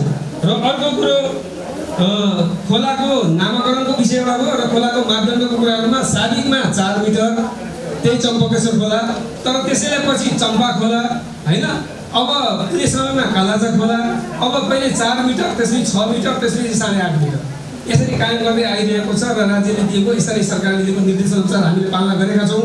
र त्यसलाई मैले के अर्थमा भन्नु खोजेको भने टुकुचा खोला यो खोलाभन्दा 3 गुणा ठुलो पनि छ, महादेव खोला पनि 3 गुणा ठुलो छ, र तपाईँको चक्कु खोलाको तुलनामा पनि निकै सानो भएको हुनाले यसलाई चाहिँ राखिएको 8.5 मिटर चाहिँ प्राविधिक रूपबाट होस् या चाहिँ तपाईँको वैज्ञानिक रूपबाट होस् त्यो चाहिँ उपयुक्त देखिँदैन। त्यसको लागि स्थानीय स्तरबाट छलफल भएको अवस्था छैन।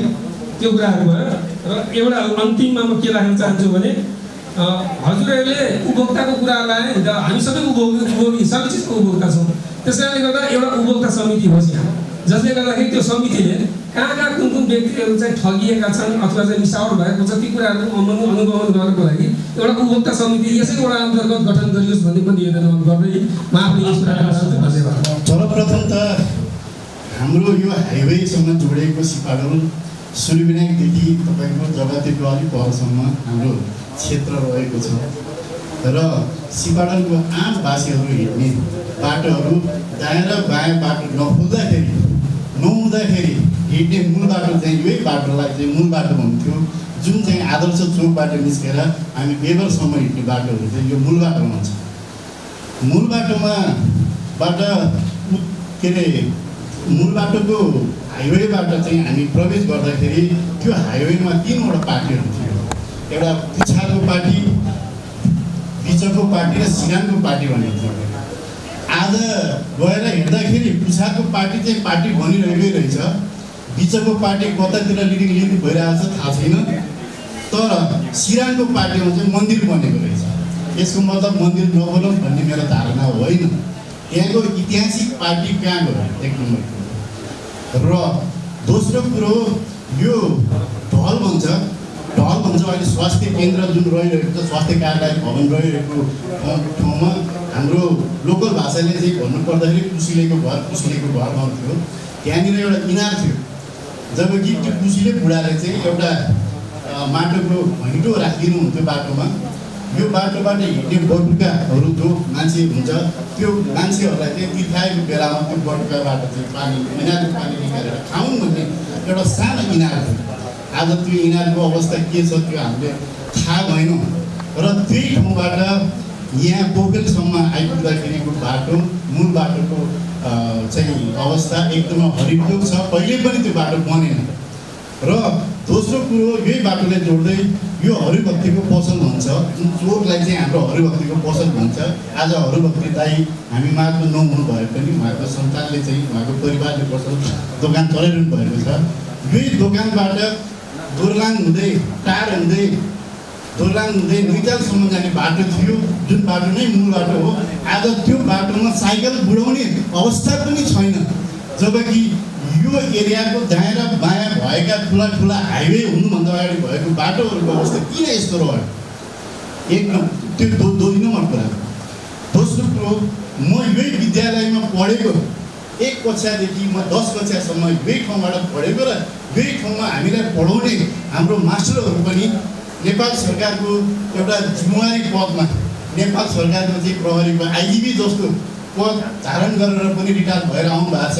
उहाँहरूले पढाउनु भएको हामी स्टुडेन्ट यो शान्तिनिकेतन विद्यालयको र यही विद्यालयको पहिलोको प्राध्यापक विदुरमान सिंह बस्नेतज्यूहरू जस्तो मान्छेहरू यही एरियाको अध्यक्ष हुँदाखेरि पनि हामीलाई पढाउनु भएको थियो होइन। हामीलाई गर्व लाग्छ यो विद्यालयको कुरा गर्नुपर्दा। आज विद्यालय भवन चाहिँ ठुलो भएछ, त्यो बेलामा छाना थियो, तलको थियो है, भवन त परिवर्तन भएछ, तर विद्यालय नै रोइन रहेछ क्या, दुःख लाग्दो कुरो। र दोस्रोपट्टिको जुन बिल्डिङ छ आज जाँड खाने भट्टी भएछ, रेस्टुरेन्ट सञ्चालन गर्ने ठाउँ भएछ, मान्छे बस्ने ठाउँ भएछ। हाम्रो शान्तिनिकेतन विद्यालयको अवस्था यस्तो भएछ, जुन ठाउँमा हाम्रो वडा कार्यालयहरू रहन्थ्यो, हाम्रो पहिला पूर्व गाविस कार्यालय भन्थ्यौँ यसलाई, पोखरेल पार्टीको गाविस कार्यालयमा आज तालचा लागेको अवस्था रहेछ। हजुर दुःख लाग्यो। अघि एकजना सरले विद्यालयको कुरा त निकाल्नु भयो, बिचरा भए त 1 वर्ष भयो 6 महिना भयो। यहाँको इतिहास त भएन के छ त भएको त नयाँ बनेको चिठीको परेको फिलिङकै त राखिदिनु भयो। मलाई चाहिँ दुःख लाग्यो, पिन्स भयो क्या, किनभने हामी पढेको छु कि हाम्रो स्कुलको अवस्था किन यस्तो बनाउनु भयो क्या। यदि यो विद्यालयलाई स्थानीय तहको स्थानीय सरकारको कार्यालय बनाउनुहुन्छ भने विद्यालय र स्थानीय सरकार भनेको अलग अलग पार्टहरू हुन् क्या। विद्यालयको सम्पत्ति कसरी चाहिँ कुन कानुनको धारा उपधारामा रहेर यो विद्यालयको सम्पत्तिलाई चाहिँ हस्तक्षेप गर्नुभयो उहाँहरूले, त्यो पनि क्लियर गरिदिनु पर्यो।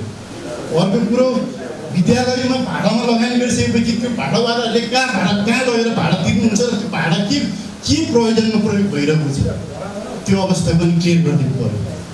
अर्को कुरा, म सूर्यविनायक जान्छु। सूर्यविनायकको गणेश थानको मेन इन्ट्रान्स गेटको अगाडि टर्निङ पुग्दैन, एउटा गुन्डु जाने बाटो छ, एउटा सिपाडा आउने बाटो छ। त्यो बाटोमा टर्निङ नपुगेको कारणले धेरै एक्सिडेन्ट पनि हुन्छ। त्यो टर्निङमा छाप्रो हालेर पसल सञ्चालन गरिरहनु भएको छ, त्यो कसरी सञ्चालन भइरहेको छ, जुन चाहिँ हाम्रो धार्मिक हिसाबले पनि एउटा प्रमुख तीर्थस्थल र सिपाडाको एउटा द्वारस्थान भएको मन्दिरको प्रमुख गेटमा चाहिँ यो अवस्था छ।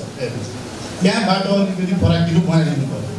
दोस्रो कुरो, घाम्पे डाँडा र सिपाडा जुन आउने बाटो छ, घाम्पे डाँडा र सिपाडा छुट्ने बाटोमा घाम्पे डाँडाको बाटो निर्माण हुनुभन्दा अगाडि नै हाम्रो सिपाडाको बाटो थियो, त्यो जङ्गलको बाटो थियो। आज घाम्पे डाँडाको बाटो चाहिँ सरल जाने रहेछ, हाम्रो बाटो चाहिँ अलिकति गहिरो भएछ। त्यो गहिरोको कारणले गर्दा त्यहाँनिर एक्सिडेन्ट हुन्छ। त्यो बाटोको लेयर पनि मिलाइदिनु पर्यो। धन्यवाद सर। होइन अलिकति अर्को पनि छ सर, छोटो काम सर, अरू पनि धेरै। अर्को कुरो, मूल कुरो चाहिँ यहाँबाट घटे खोलासम्म चाहिँ बाटो किन बन्यो सबैभन्दा प्रमुख कुरा यो छ। र अर्को कुरो, म जुन ठाउँमा बस्छु त्यो ठाउँलाई चाहिँ ठुलो गाउँ भन्छ, तामाङ भाषाले चाहिँ राथोबो भन्दो रहेछ। राथोबोको अर्थ चाहिँ बाख्राको टाउको जस्तो भएको गाउँ। मेरो गाउँभन्दा माथि चाहिँ एउटा ऐतिहासिक गढी थियो, जुन त्यो गढीमा चाहिँ पहिलाको राजाहरूको चाहिँ भग्नावशेष, त्यो आर्मीहरू राख्ने कोटहरू त्यस्तो भन्ने छ, अझ पनि त्यसको अवशेषहरू अहिले पनि छ। त्यो ठाउँको नाम चाहिँ माने डाँडा भनेर हामीले भन्थ्यौँ, च्याने डाँडा माने डाँडा भनेर हामी भन्थ्यौँ। आज आएर मेरो गाउँको नामै बोखछे गढी भएछ। त्यो कसरी भयो थाहा भएन सर हामीलाई चाहिँ, हाम्रो भाषाले चाहिँ माने डाँडै हो त्यो।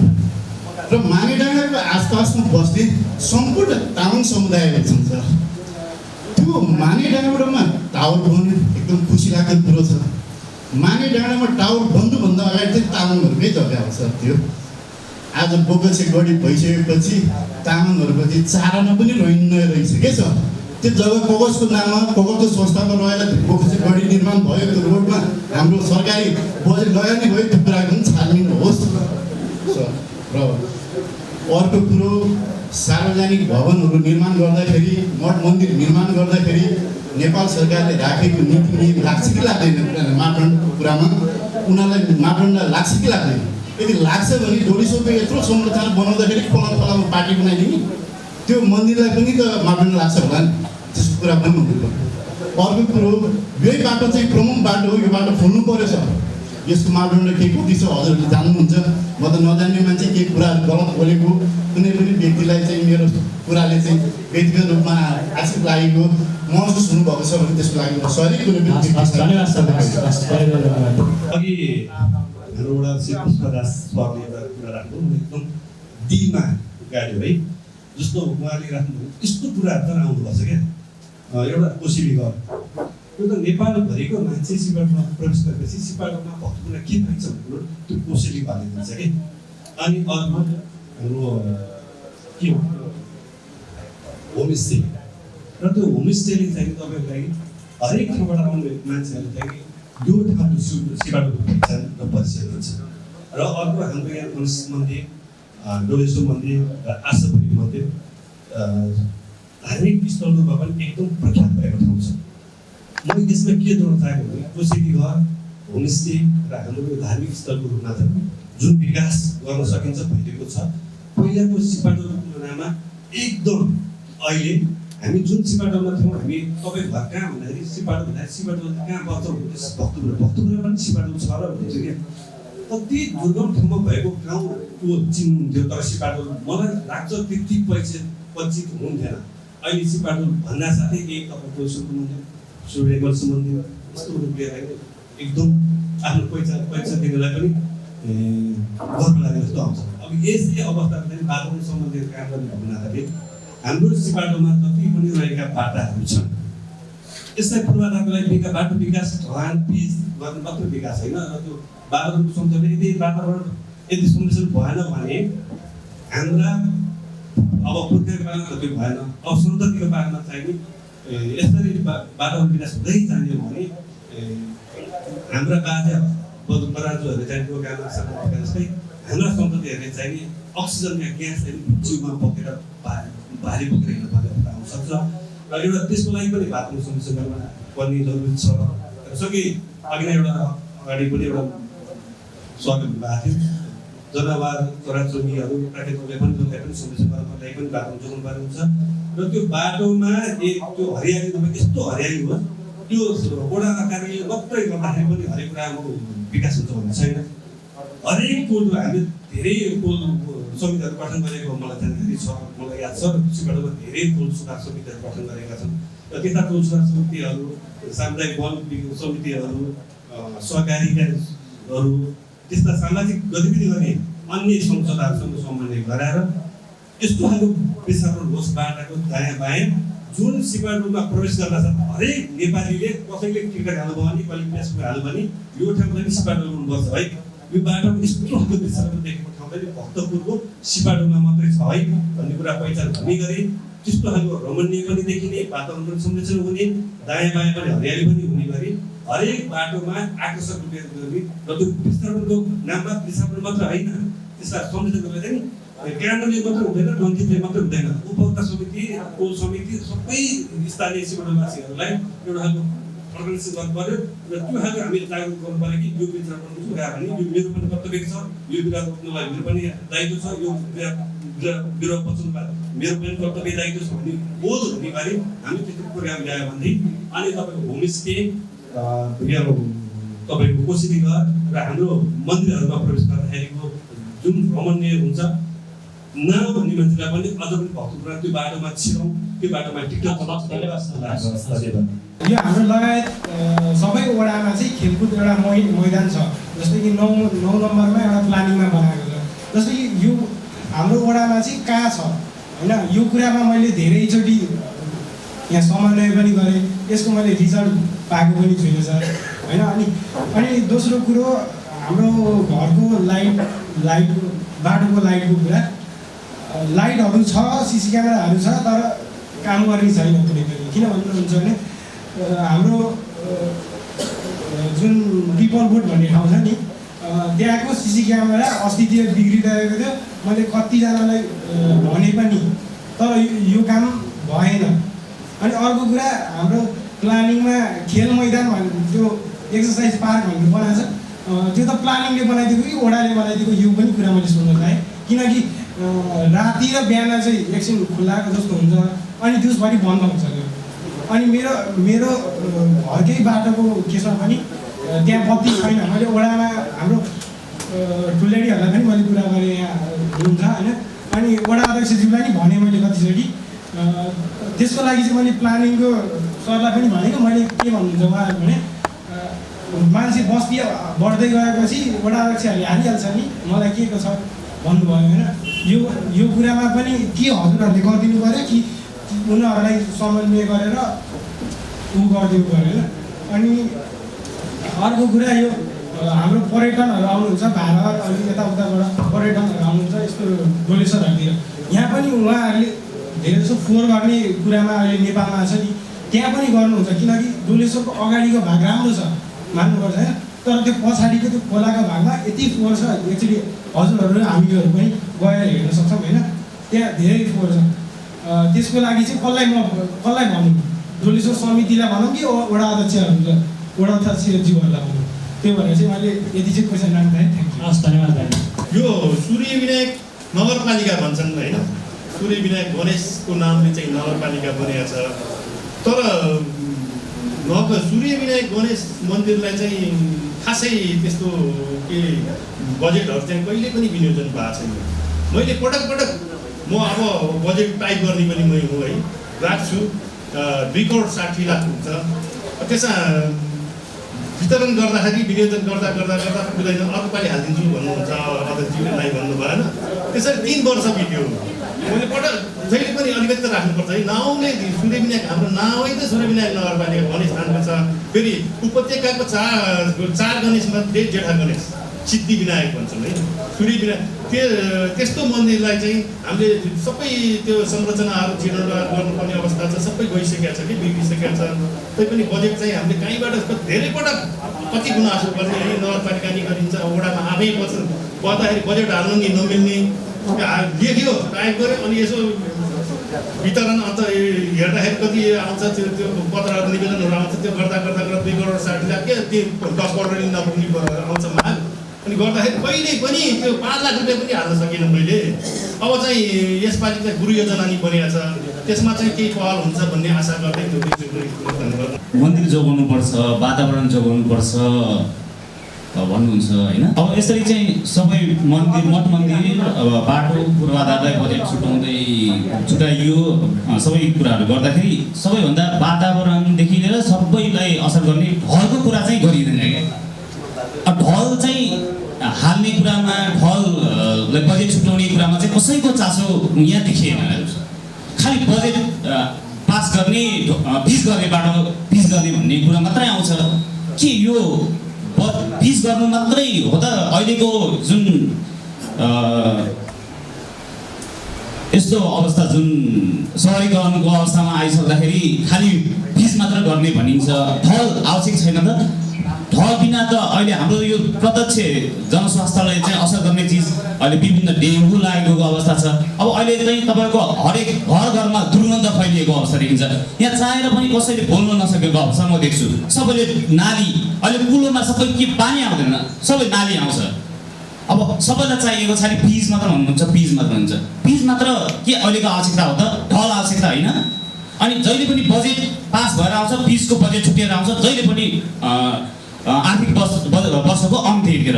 अहिले पनि बजेट पास भएर आएको छ। वडा अध्यक्षले भन्नुभयो चुन्देवी हेल्थ पोस्टमा 64 लाख बजेट पास भएर आएको छ प्रदेश सरकारबाट।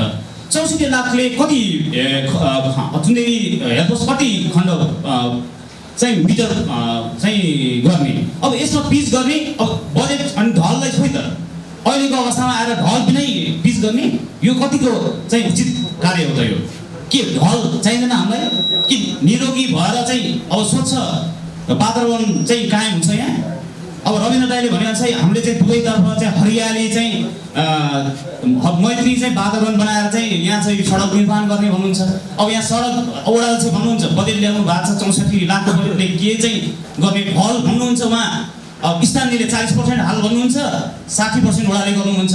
अब स्थानीय भन्नुहुन्छ सरकारले गर्ने चाहिँ कार्यमा कहाँबाट चाहिँ 40% हामीले हाल्ने? हाम्रो चाहिँ ढल हाम्रो सेफ्टी ट्याङ्की छ किन हामीले हाल्ने?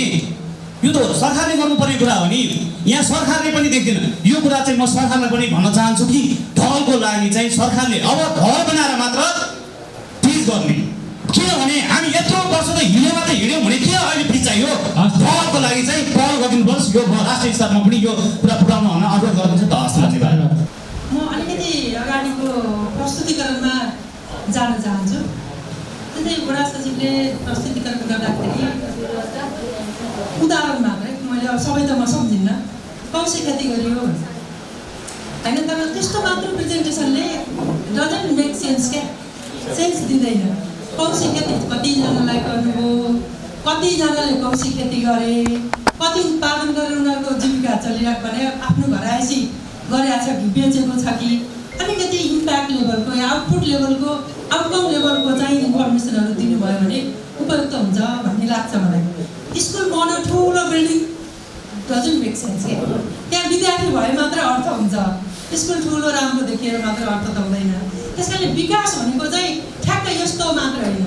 त्यस कारणले प्रेजेन्टेसन गर्दाखेरि प्रेजेन्टेसनमा त्यसको अलिकति रिजल्ट आओस् भन्ने मेरो यो सुझाव मात्रै है, फेरि गर्नुपर्छ भन्ने पनि छैन। अर्को कुरा चाहिँ अब म यो छुट्याउँछु भने त्यहाँ समय छैन, म हेल्थ पोस्टलाई भन्न चाहन्छु। त्यहाँ उहाँले विभिन्न डेटाहरू प्रस्तुतिकरण गरिराख्दा गर्भवती चेक जाँच गर्ने सङ्ख्या वर्षेनी घट्दै गएको छ। वाइ किन घट्यो त? तपाईँहरूले यो मान्छे त पपुलेसन बढिरहेको छ सहरमा, यही सिपाटलमा म आएको भन्दा अहिले पपुलेसन बढी देखिरहेको छु, तर किन जचाइराखेको छैन, किन घटिरहेको छ त? हामीले त्यसमा चेतना जगाउन सकेनौँ कि? हामीले दिने मेथोडोलोजी ठिक भएन कि? आफूलाई मात्र चेक जाँच गर्ने अलिकति घर घरमा गएर एवारनेस पो गर्नुपर्ने हो कि? टोल विकास संस्थाबाट यति मेथोडोलोजी चेन्ज गर्दाखेरि बढ्नुपर्ने हो कि? मलाई लागेको मात्रै गर्नु। मेरो अर्को कुरा चाहिँ अब हाम्रो वडा अध्यक्षजी यति राम्रो हुनुहुन्छ, मैले अगाडि प्रशंसा होइन, जहिले फोन गरेर हरेक कुराको रेस्पोन्स गर्नुहुन्छ, त्यसको लागि आशा छ हाम्रो लागि।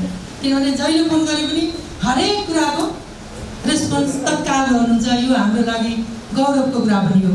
यति सजिलो यति सहज वडा अध्यक्ष पाउनु वडावासीको लागि राम्रो कुरा पनि हो जस्तो मलाई लाग्छ। तर कहिलेकाहीँ के हो भने एउटा सानो कुरा हुन्छ, हामीले निरन्तर घर घरमा कृषिको सहजीकरण गरिरहेका छौँ, कृषि भेटनरीको भन्ने आयो। मैले वडाजीलाई भने यो इक्जाम्पल मात्रै, मेरो यो अलिकति भकुल्ला लागेको थिएँ, लाइट एउटा पनि खानु परेन, के गर्ने वडाजीले तत्काल प्राविधिक पठाउनु आउनु पनि भयो, तर उहाँले हेरेर गएपछि केही पनि रेस्पोन्स गर्नु भएन। उहाँ यतै हुनुहुन्छ भने पनि सुन्नुभयो भने पनि राम्रो हुन्छ, किनभने त अरूलाई पनि काम लाग्छ कि। त्यसैले जानुभयो, हेर्नुभयो, वडाजीले नम्बर दिनुभयो, मैले फोन गरेँ, जानुभयो, प्रशस्त लागेर एउटा पनि पकुला खाने अवस्था थिएन, तर पहिल्यै रेस्पोन्स आउला भन्दा आएन। त्यस्तो किसिमको सर्भिस नागरिकले चाहेको होइन। नागरिकले सर्भिस अलिक के त तत्काल केही राहत हुन्छ भन्ने सर्भिस चाहन्छ, त्यस कारणले त्यो राहत चाहन्छ नागरिकले। जस्तो लाग्छ नागरिकले ठुलो कुरा माग्दैन क्या। एउटा ज्येष्ठ नागरिक 333 कति हुनुहुन्छ, घरमा गएर सुरक्षा भत्ता घरमै लगिदिनु भयो भने पनि सामाजिक सुरक्षा त्यो ठुलो गुण हुन्छ। त्यस कारणले त्यस्ता खालको हामीले सहजीकरणहरू वडाले गर्नुपर्छ। आउने अन्य दिनभरि भनौँ न, हामी यहाँ समय भन्दा पनि त्यसलाई समय व्यवस्थापन गरेर हामी अब्बल सहजीकरण गरौँ।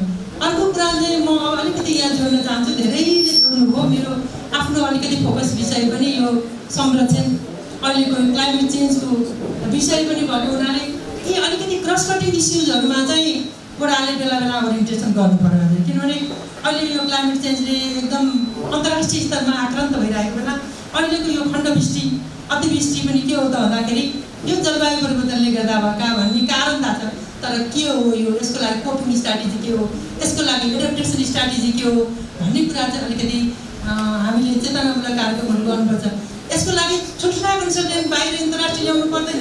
हाम्रो लोकल प्रविधि लोकलमा त्यस्ता रिसोर्स व्यक्तिहरू छन्, एउटा कलेक्सन गर्नुभयो भने भोलिन्टियर रूपमा मान्छेले आएर एवारनेस गर्न सक्छ, त्यो सेवा दिन सक्छ।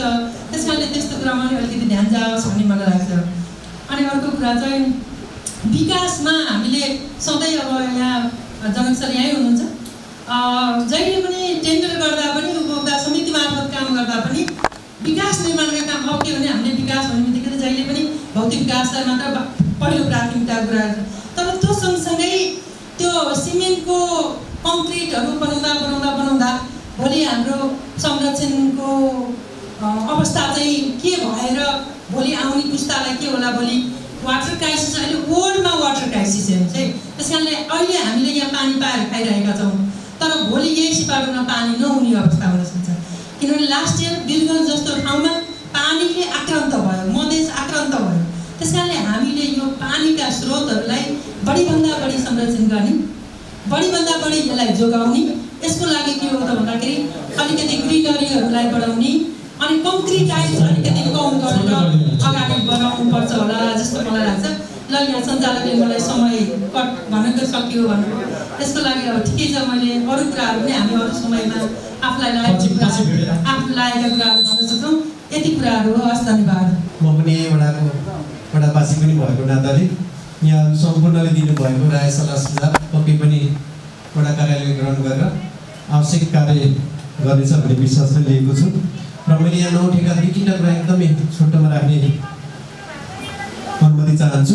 अहिले दिल्ली पनि भन्नुभयो भौतिक विकाससँगै मानवीय विकासलाई अध्यक्षले अघि सम्बोधन गर्नुभएको थियो, त्यसलाई लैजानुपर्ने एकदम जरुरी छ। अब के कुरामा क्षमता वृद्धि गर्नुपर्ने छ, सी विकासको अवस्था के छ, आयोगमूलक कार्यक्रम हामी के गर्न सक्छौँ, संस्कृति संरक्षणमा हाम्रो के छ योजना, कानुनी सचेतनाका कुरा आउन सक्छन्, वातावरण संरक्षणका कुराहरू आइरहेका छन्, सरसफाइको कुरा हामी देखिरहेका छौँ।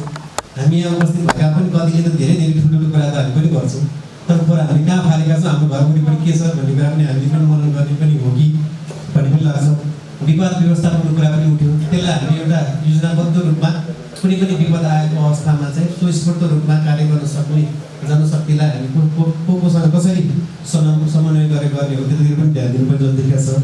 अनि यो घट्दैलो स्वास्थ्य कुरा जस्तै वृद्ध भत्ताको कुरा जस्तै गरी घट्दैलो स्वास्थ्य पनि एकदमै, किनभने धेरै हाम्रा आमा बुबाहरू जस्तो नानीहरूलाई धेरै कुराहरूको समस्या छ, धेरै कुराहरूको अलिकति सचेतनाको कमी छ। त्यस कारण कम्तीमा पनि हामीले समयमै घट्दैलो सेवा मार्फत त्यस्ता ज्येष्ठ नागरिकहरूलाई आवश्यकताहरूलाई हामीले सुविधा दिन सक्यौँ भने त्यसले पनि धेरै लाभ हुन्छ जस्तो लाग्छ। अनि यो स्वच्छ पिउने पानी त हाम्रो लगभग धेरै ठाउँमा पुगिसकेको छ, तर त्यो पानीको गुणस्तरीयताको बारेमा पनि अलिकति चासो दिनुपर्छ। किनभने धेरै रोगहरू लाग्ने कारणहरू भनेको दूषित पानी पनि हो। अब हामी यसो हेर्छौँ पानी सरल बगेको देख्छौँ, राम्रै छ लाग्छ, यसो हेर्दा राम्रो देख्छौँ।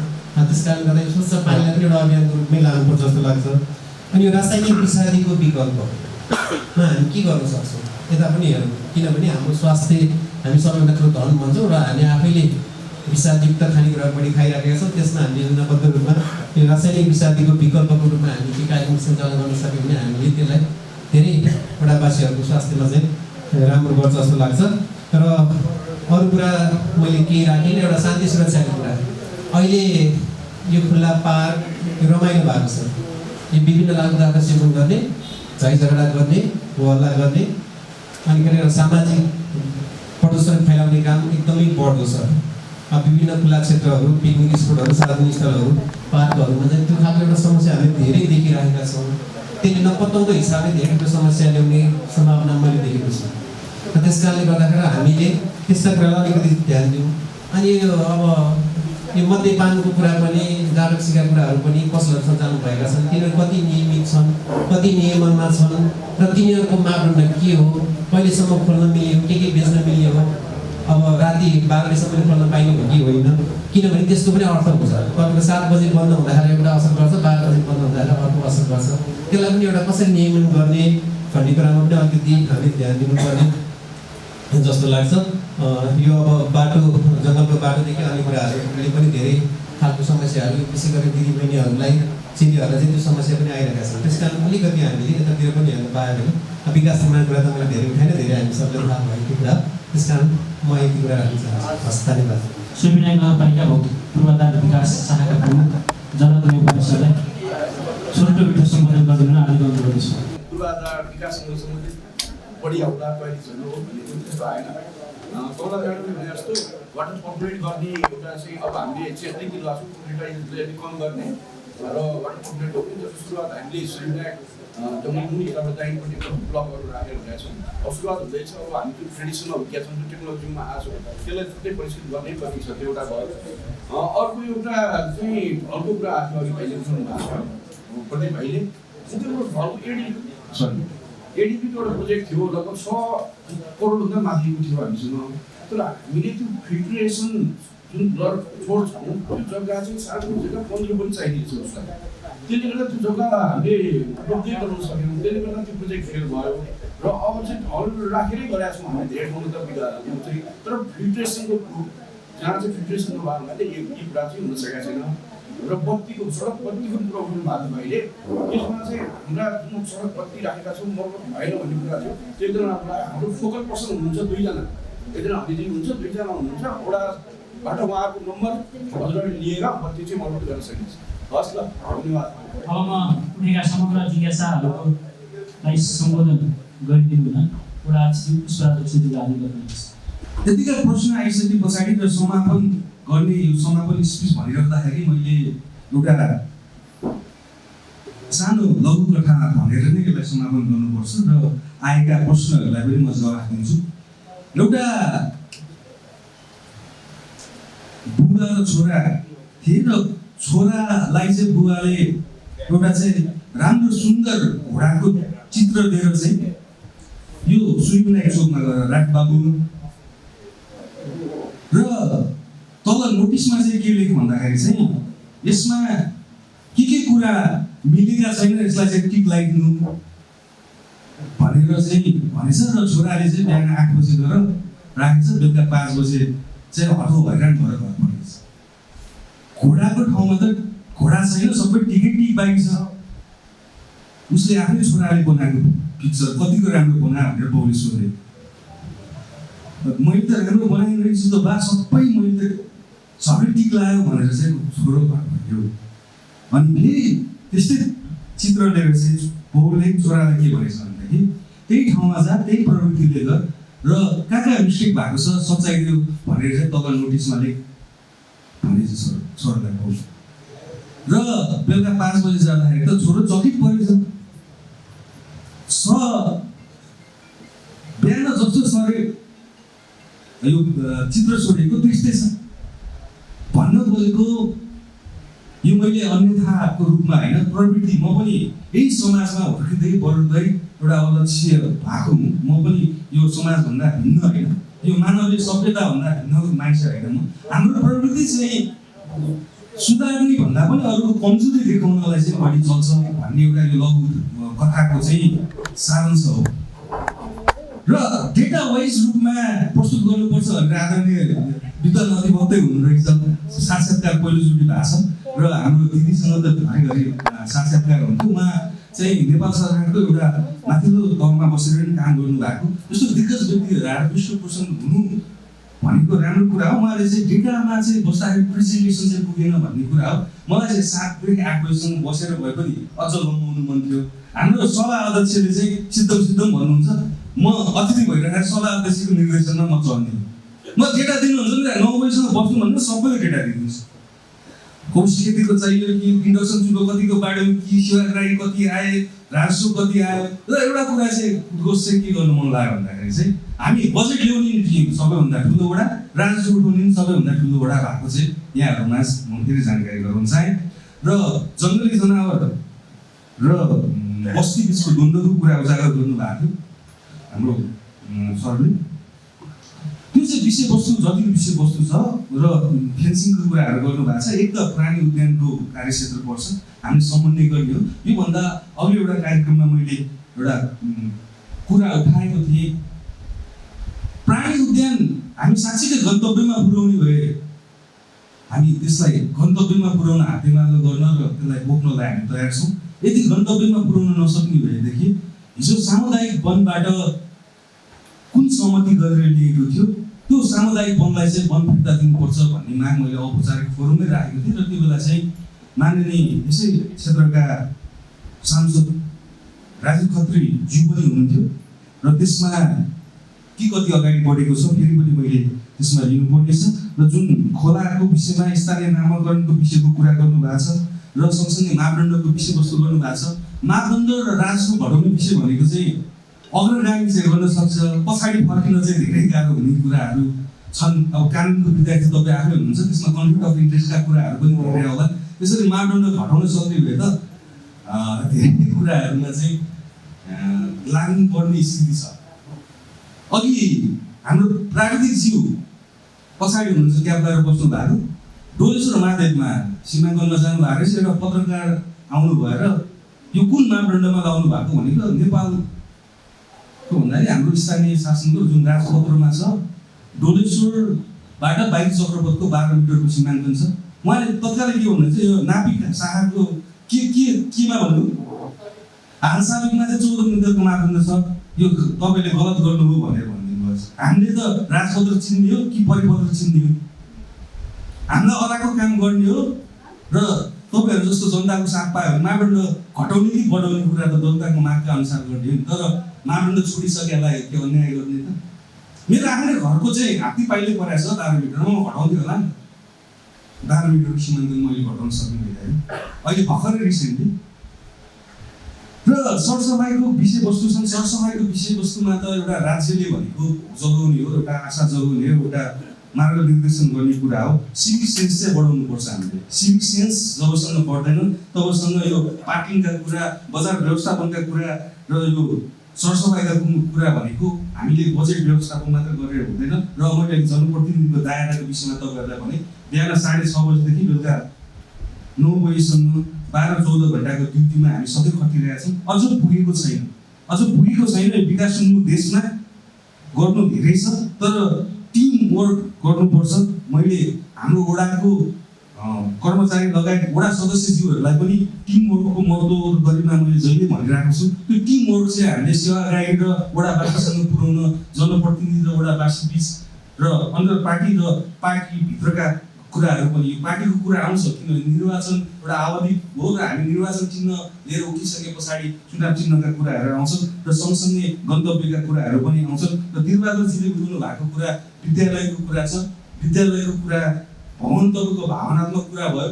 यो भवनमा बसेर विद्यालय सञ्चालन गर्दाखेरि विद्यार्थीलाई दुर्घटनाको जोखिम जुन साङ्गुरो छ र सँगसँगै डिस्टर्बेन्सेसका कुरा, हिजो त यहाँ बस पार्क थियो, त्यो हिसाबले चाहिँ जग्गा व्यवस्थापन गरेर करिब 6 करोडभन्दा माथिको बजेट व्यवस्थापन गरेर नयाँ संरचनामा विद्यालय गइसके पछाडि तपाईँले त गर्व गर्नुपर्ने हो, मैले चाहिँ सानो कोठामा पढेको विद्यालय त अहिले 6 करोडको भवन बनेछ भनेर गर्व गर्न सकिन्थ्यो। त्यो भएन भन्ने मेरो पनि गुनासो है। अब दोहोरो शब्द गर्नु पऱ्यो भने तपाईँको गुनासो मैले सुनेपछि मेरो पनि गुनासो राख्नु पाउनुपर्छ, मैले राख्छु। र मैले अघि भने जस्तै म पनि ठाउँको वडावासी नै हुँ, मैले पनि गुनासो राख्नु पाउनुपर्छ। र अहिले मूल बाटोको कुरा मैले अघि जोडिसकेँ। यो वर्ष हामी पहिरोको छोडेर सम्पूर्ण पूर्वाधार निर्माणको कुराहरूमा गर्ने कुरा गरिरहेका छौँ। माझा पार्टी योपालि बन्छ। हामीले यो नीति कार्यक्रम बजेट अस्ति बनाउँदाखेरि माझापट्टि टिपेका छौँ। सिरानी पार्टीको विषयवस्तु जुन मन्दिर बन्यो भन्ने विषयवस्तु छ, धेरै जस्तो ठाउँमा चाहिँ त्यो त हुन त म स्थानीय तहमा आउनुभन्दा अगाडि बनेको कुरा हो, तर धेरै जस्तो अधिकार चाहिँ त्यहाँको स्थानीय बासिन्दाहरूलाई नै प्रत्याभूत गरेको अवस्था छ। जबसँग कुनै लिखित रूपमा उजुर बाजुर नपरेसम्मका कुराहरू अथवा माथिल्लो निकायको निर्देशन नआएसँग स्थानीय तहमा चाहिँ यो कानुन मात्र टेकेर चाहिँ काम गरेका उदाहरण म मात्र होइन, धेरै वडाहरूले पनि छैन। कानुन, धर्म, संस्कृति, परम्परा, रीतिरिवाज, सामाजिक मूल्य मान्यता लगायतका चिजहरू हेरेर हामीले काम गरेका हुन्छौँ। यसमा केही तपाईँले भन्नुभएको कुराहरू छन् भने त्यसलाई अझ डकुमेन्टेसनमा हेर्ने कुरा भयो। यिनीहरूको कुरा पनि गर्नुभएको छ, सीमाङ्कन तहमा मासिएको हुनसक्छ। यसमा दिलकुमारजी मात्र होइन, दिलबहादुरजी मात्र होइन, मैले सबै वडावासीहरूलाई के भन्दाखेरि चाहिँ संवाद हुनु पर्यो।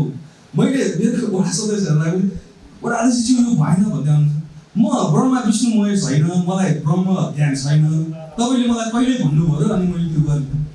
मैले वडावासीलाई भन्ने कुरा नि हो, यतिका कुरा गुनासो रहेछन् त चिया खाएर आऊ भाइ अथवा वडा कार्यालयमा चिया खान आउँछु भाइ ल यसो यसो गरौँ भन्दाखेरि त सहजै छु जस्तो लाग्छ।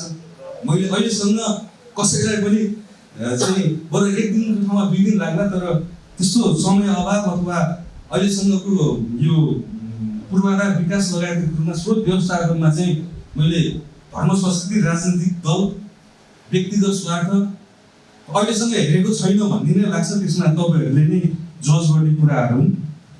एडभोकेसी चेतनाका कार्यक्रमका कुराहरू आछन्, यो निकै नै महत्त्वपूर्ण विषयवस्तु हुन्। यसले समाजलाई जोड्ने काम गर्छ। अहिलेको वर्तमान स्थितिमा समाज मात्र होइन, व्यक्ति आफै पनि विभाजित छ।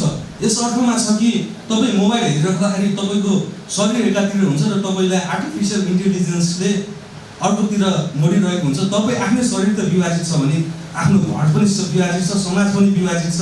चाहे धर्म संस्कृतिको नाममा होस्, चाहे राजनीतिक दलको नाममा होस्, चाहे अरू कुनै कारणमा होस्, त्यो विभाजित भइरहँदाखेरि समाजलाई जोड्ने कुराहरू चाहिँ यस्ता कार्यक्रमहरूले गर्छन्। र गणेश मन्दिरको कुरा आएको छ। आदरणीय मोहन दाई मलाई 3 वर्षसँग मार्गदर्शन पनि गरेर जानुभयो। उहाँले भन्नुभयो 29 महिनाको कुरा थियो, 29 वर्षको कुरा थियो। तपाईँ हामी बसौँ के काम गर्ने, फेरि एकचोटि सल्लाह गरौँ। बजेटको कुरामा हामी सधैँ खुल्लै छौँ। गणेश मन्दिरमा कामै नभएका होइन, यो भलिबलको कोर्टको काम भयो। अस्ति भर्खर पनि हामीले पिकनिक स्पट चाहिँ बनाउने भनेर बजेट जुटाएका थियौँ। फलामको भाउ, बजार भाउ र तिला गरेर नमिलिरहँदाखेरि त्यो काम बन्द भएको स्थिति छ।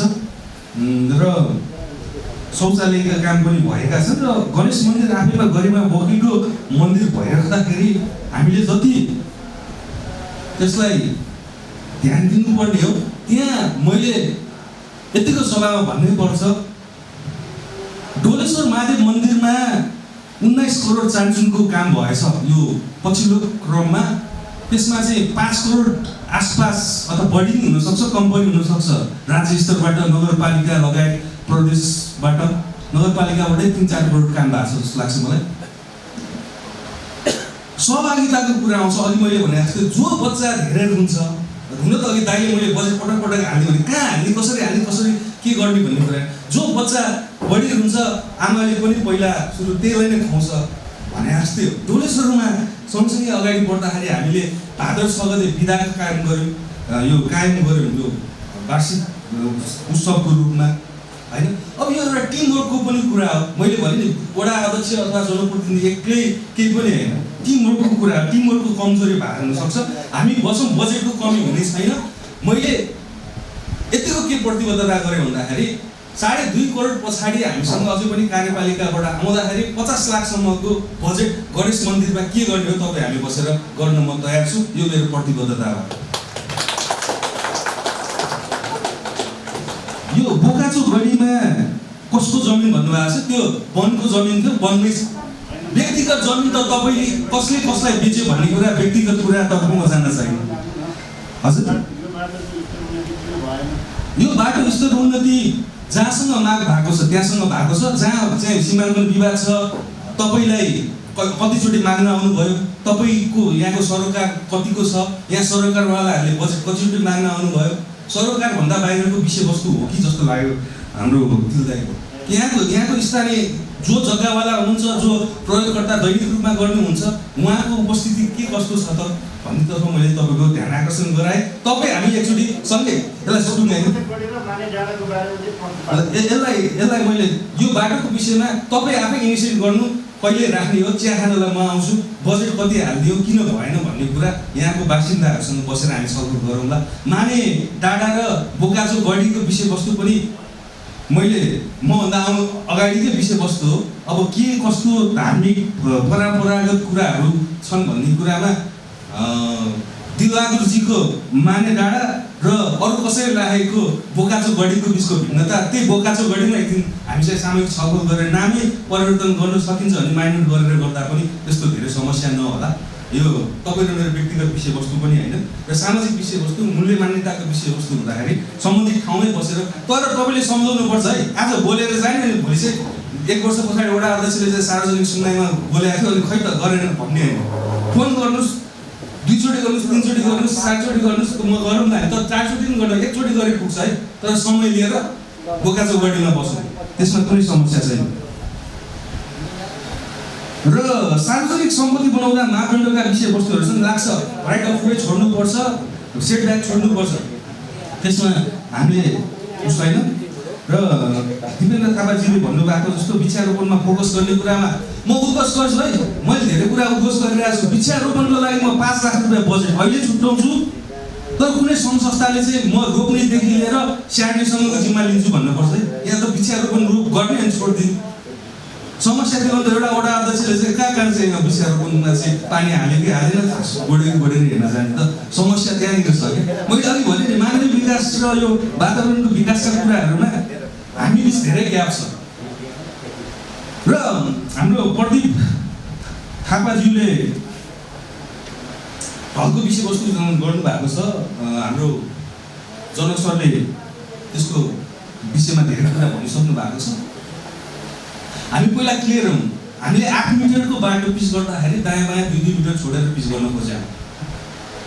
हामीले तपाईँकै माग बमोजिम इस्टिमेसन दिइसकेका छौँ। 60-40% को बजेट भनेको पनि तपाईँले भने जस्तै हामीले त 40% हाल्यौँ, 60% हाल्नै पर्छ भन्ने बाध्यता नगरपालिकालाई वडालाई छैन।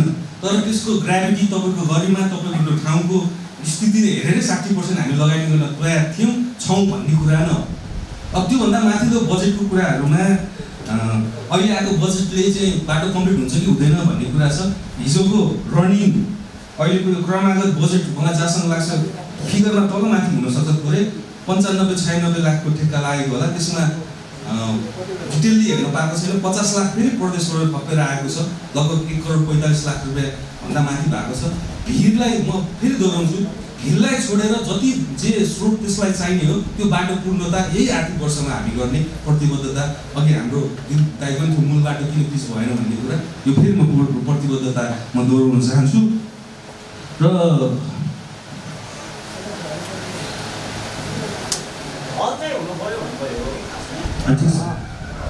पछि तपाईँ हामी 1-to-1 बसेर सल्लाह गरौँला। तपाईँले मलाई बोलाउनु भएको, मेरो कार्यविस्तारले आउन नसकेको हो, तर हामी फेरि बसौँला। किनभने तपाईँको बेमौसमको बेला हो कि न, म बजेट हाल्न सक्ने बेला होइन, तपाईँले अस्ति बोलाउनु भयो होइन, न त्यसलाई चाहिँ अगाडि बढाउन सक्ने बेलाको कुरा थियो। हेल्थ पोस्टको विषयवस्तुमा प्रेग्नेन्सी दर घटेको विषयवस्तुमा मैले पनि रिसर्च गरेको थिएँ। 1 बेबी पोलिसीमा बढी मान्छे फोकस भइरहेको स्थिति छ र स्वास्थ्य सेवा सुलभता पनि हाम्रो वडामा चाहिँ अलिक बढी नै हुँदाखेरि चाहिँ उसमा बढेको र नगर हस्पिटल पनि हाम्रो वडामा हुँदाखेरि अलिकति घटेको हुनसक्छ। वडासँग नजिक उहाँले लेख्नु भएको कुरा र मैले बोलेको कुरा त्यसको छैन। कृषि प्राविधिकहरू र अरू प्राविधिकहरूको विषयमा समन्वय र फिल्डमा गइसकेको फलोअपको विषयमा कुरा उठेको छ। यसलाई पनि हामी कार्ययोजना बनाएर अगाडि बढ्नेछौँ। रविन्द्र थापा सरले उहाँले क्लाइमेट चेन्जको विषयवस्तु कुरा गर्नुभएको छ। क्लाइमेट चेन्ज ग्लोबल इस्यु हो। वडाबाट हामीले गर्ने कुरामा जुन वन वातावरण विपदको क्षेत्रमा गर्नुपर्ने कुराहरूमा हामी सचेत छौँ। यद्यपि पहल हामीसँग जति बजेट व्यवस्थापन हुने त्यति नभएको नि हुनसक्छ र जुन तपाईँले एडभोकेसीको कुराहरू गर्नुभएको छ त्यसमा हामी लाग्न सक्छौँ। खेल मैदानको कुरामा आरु सुन्दरजीले राख्नु भएको थियो। मैले भने यो हरियाली टोलमा पछाडि अहिले एउटा सार्वजनिक जग्गा हामीले समाइसकेको अवस्था छ। आगामी आर्थिक वर्षमा खेलकुद मैदान त्यहाँ तयार गर्ने चरणमा हामी छौँ र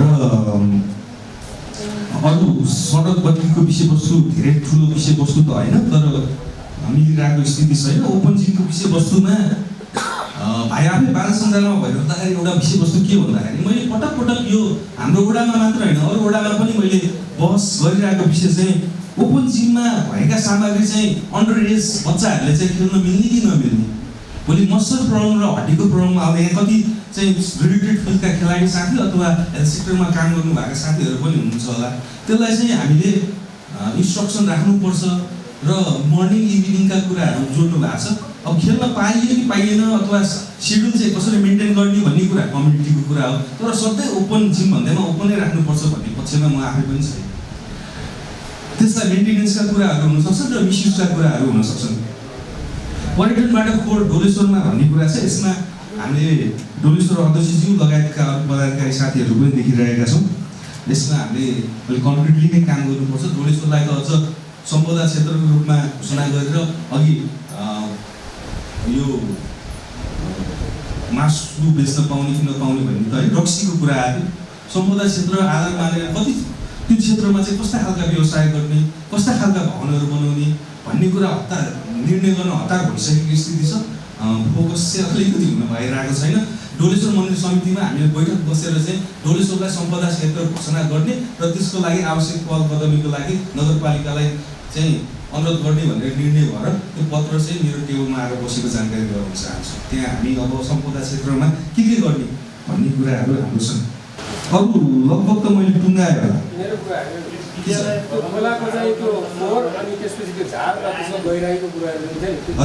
तपाईँलाई म फेरि म यो एकदम स्पष्ट वक्ता भएको भएर तपाईँ इन्जिनियर लिएर जानु गर्ने तपाईँले हो नि, भ्यालुएसन गर्नु कति पैसा लाग्छ भन्नु, पैसा छुट्टिन्छ।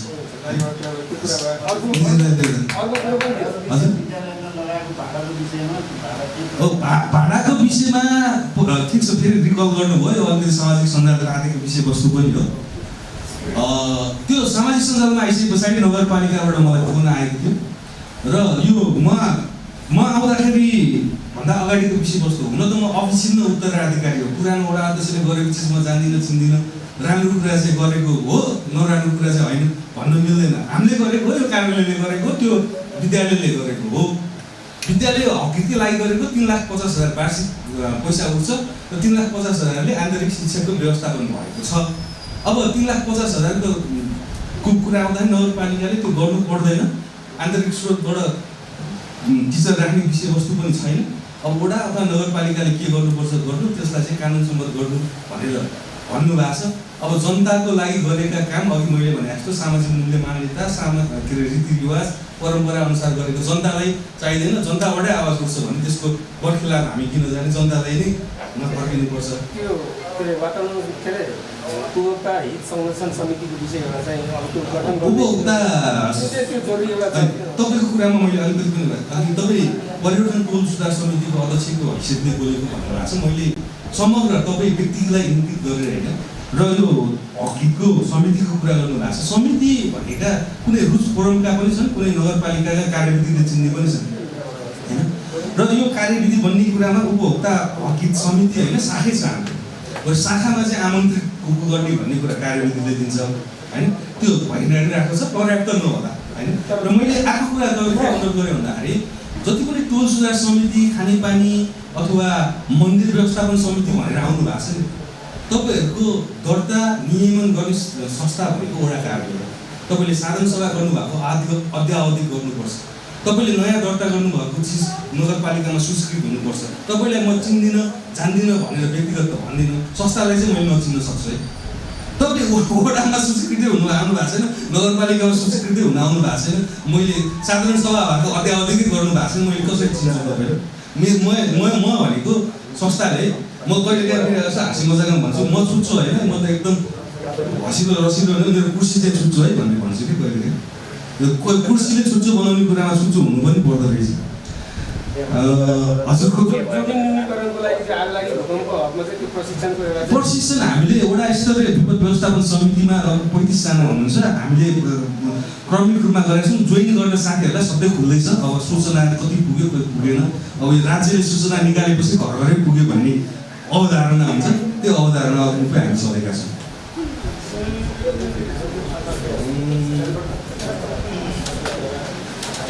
यति नै त होला नि। अब यसलाई चाहिँ एउटा के पनि गर्न सक्यो भने नि सबैजना हौसिएका छन्, सार्वजनिक सुनाइ यताउति भनेर कुरामा विषयगत कुराहरू पनि धेरै उठेका छन् र जति भएको छ नि तपाईँले सोध्न खोज्नु भएको कुरा कसैको वक्तृत्व नभएर पनि बोल्न नसक्नु बानी हुनसक्छ। 1 to 1 संवाद मसँग गर्दा नि भयो, लिखित रूपमा दिँदा नि भयो। मैले सकेको सम्बोधन यथोचित म गर्छु भन्ने प्रतिबद्धता ठिक छ। त्यो त्यसको ड्राफ्ट पनि आउला र समग्रमा 4 वर्ष पूर्णता भएको छ वडा अध्यक्षको हिसाबले। एउटा युवा जोस र जागरुकताका साथ आएको छु। सम्पूर्ण व्यापार व्यवसायहरू छोडेर हुन त एउटा संयोग पनि हो, कोभिड वर्ष 2-3 वर्ष डिस्टर्ब नभएको भए म यसरी आउनु पर्ने अवस्था पनि थिएन होला, आउन सक्थिनँ पनि होला। म आफै एउटा व्यवसायीको रूपमा अगाडि बढाएको थिएँ। कोभिडले अलिकति व्यवसाय थिल भएको अवस्थामा सामाजिक सेवा हुँदै एउटा राजनीतिक कोर्समा त थिएँ र आइरहँदाखेरिको विषयवस्तुमा मैले तपाईँहरूलाई दुईवटा विनम्रका साथ के अनुरोध गर्न चाहन्छु भन्दाखेरि समस्या चाहिँ के हो भन्दाखेरि चाहिँ साँच्चीकै समाधान भएको चिज मात्र समस्या हो। समस्याको समाधान व्यक्ति फरक संस्था फरकले गर्न सक्छ भने त्यो समस्या हो र समस्याको लागि समस्या राख्ने काम त्यो एउटा जटिल बनाउने काम चाहिँ हामीले नगरौँ एउटा कुरा। र दोस्रो कुरा चाहिँ कोही माथि मेरो बुवा हुनुहुन्छ, बुवा माथि हिजो म त एउटा एजमा पनि आयो होला, आज म समान एजमा म व्यवहारिक भएको छु, म पनि मेरो छोराको बुवा भएको छु। केही कुरा मैले बुवा अथवा कोहीसँग माग्दाखेरि त्यो ठाउँमा म बस्दाखेरि मैले सक्छु कि सक्दिनँ भनेर पनि सोच्दिनँ भनेको इन्टरचेन्ज गरेर आफ्नो रोल चेन्ज गर्दाखेरि चाहिँ सकिन्छ कि सकिँदैन भनेर चाहिँ त्यहाँबाट हामी सोच्यौँ भने चाहिँ धेरै कुराको समाधान निस्किन्छ जस्तो मलाई लाग्छ। र जति पनि आउनु भएको छ, जति पनि व्यक्तित्वहरू यहाँ आउनु भएको छ, वडालाई माया गर्नु भएको छ, वडाको विकासको लागि सचेत भएर आउनु भएको छ। र मेरो एउटा कन्क्लुजन कुरा चाहिँ के हो भन्दाखेरि वडा अध्यक्ष त एउटा सत्ता भएको पोस्ट हो, यसमा कम्पिटिसन हुन सक्ला। जब जुन प्रवृत्तिले हामीले एकअर्कालाई हिलो छाप्दै व्यक्तिगत आशय लगाउँदै अगाडि बढिरहेका छौँ, सामाजिक संस्था विशेष गरी रोजगार समिति, खानेपानी समिति, मन्दिर समितिहरूमा चाहिँ यही हिसाबले हामी एवं ग्रिडले चाहिँ एकअर्का त्यो एउटा इङ्ग्लिसमा भनाइ छ क्या, एनआई भन्छ त्यो के अरे आँखाको बदला आँखा लियो भनेदेखि चाहिँ सबै अन्धो हुन्छ भन्ने कुरा छ। सबले एकअर्कालाई हिलो छ्याप्दै जाने हो भनेदेखि सामाजिक संस्थामा बस्ने मान्छे चाहिँ अब कस्तो गाह्रो छ कि हुन्छ कि भन्ने ठाउँमा चाहिँ म पुगेको छु। वडामा भएका दैनिक प्रशासनिक गतिविधिदेखि पूर्वाधार विकास, आर्थिक भौतिक विकासका कुराहरू ल्याउनु भएको छ। सुरुविनायक नगरपालिका वडा नम्बर 8 पूर्वाधार विकासमा अघि लम्कदै आर्थिक विकासको क्षेत्रमा अब नयाँ आयाम अगाडि बढाउँदै सामाजिक सद्भावसहित र सामाजिक एकतासहित अगाडि बढ्छ भन्ने वडा अध्यक्ष मार्फत तपाईँहरूलाई जानकारी गराउँदै मेरा शब्दहरू टुङ्ग्छु। धन्यवाद। जिज्ञासाहरूको सम्पादन गरिदिनु भएकोमा र उहाँले एउटा दिनमा भनेर पनि राख्नुभएको छ। जिज्ञासा प्रश्नसँगै आफूले पनि सामाजिक उत्तरदायित्व कुरा हो। हामीले वडावासीको हैसियतले के गर्नुपर्छ, फोहोरलाई हामीले कुलामा हाल्छौँ, तर प्रश्न चाहिँ हामी वडा अध्यक्षलाई गरिरहेका हुन्छौँ। हामीले पनि सामाजिक उत्तरदायित्व कुरा गर्नुपर्छ भन्ने कुरा उहाँले गर्नुभएको छ। र यति भन्दै आजले यो सार्वजनिक समयमा उपस्थित भएका सम्पूर्ण आदरणीय वडावासीहरूलाई हार्दिक नमस्कार भन्दै म पनि एउटा बिदा हुन चाहन्छु र कार्यक्रम समापन गरिदिनु न कार्यक्रमका अध्यक्ष विश्व आचार्यजीले हात गर्नुपर्छ। सार्वजनिक सुनवाई कार्यक्रममा चाहिँ तपाईँहरूले सहभागिता जनाएर कार्यक्रम सफल बनाउनलाई चाहिँ महत्त्वपूर्ण भूमिका खेल्नुभएकोमा धन्यवाद छ। यो हामीले यो सम्पूर्ण छायाङ्कन गरेका छौँ, यो टेलिभिजनबाट पनि प्रसारण हुन्छ, त्यो सँगसँगै हाम्रो युट्युब च्यानलमा पनि आउँछ। यो तपाईँहरूका सुझावहरू चाहिँ नगरपालिकासम्म पनि जान्छन् र राष्ट्रिय स्तरका चाहिँ मिडियाहरूले पनि कभर गर्छन्। तपाईँहरूका मागहरू सम्बोधन गर्न हामीले पनि पहल गर्छौँ। हामीले यो राष्ट्रिय सञ्चार केन्द्र मार्फत चाहिँ 5 वटा चाहिँ वडामा यस्ता कार्यक्रम सञ्चालन गरेका थियौँ। यो आज चाहिँ अन्तिम हो। गत वर्ष पनि हामीले यस्तै कार्यक्रम सञ्चालन गरेका थियौँ।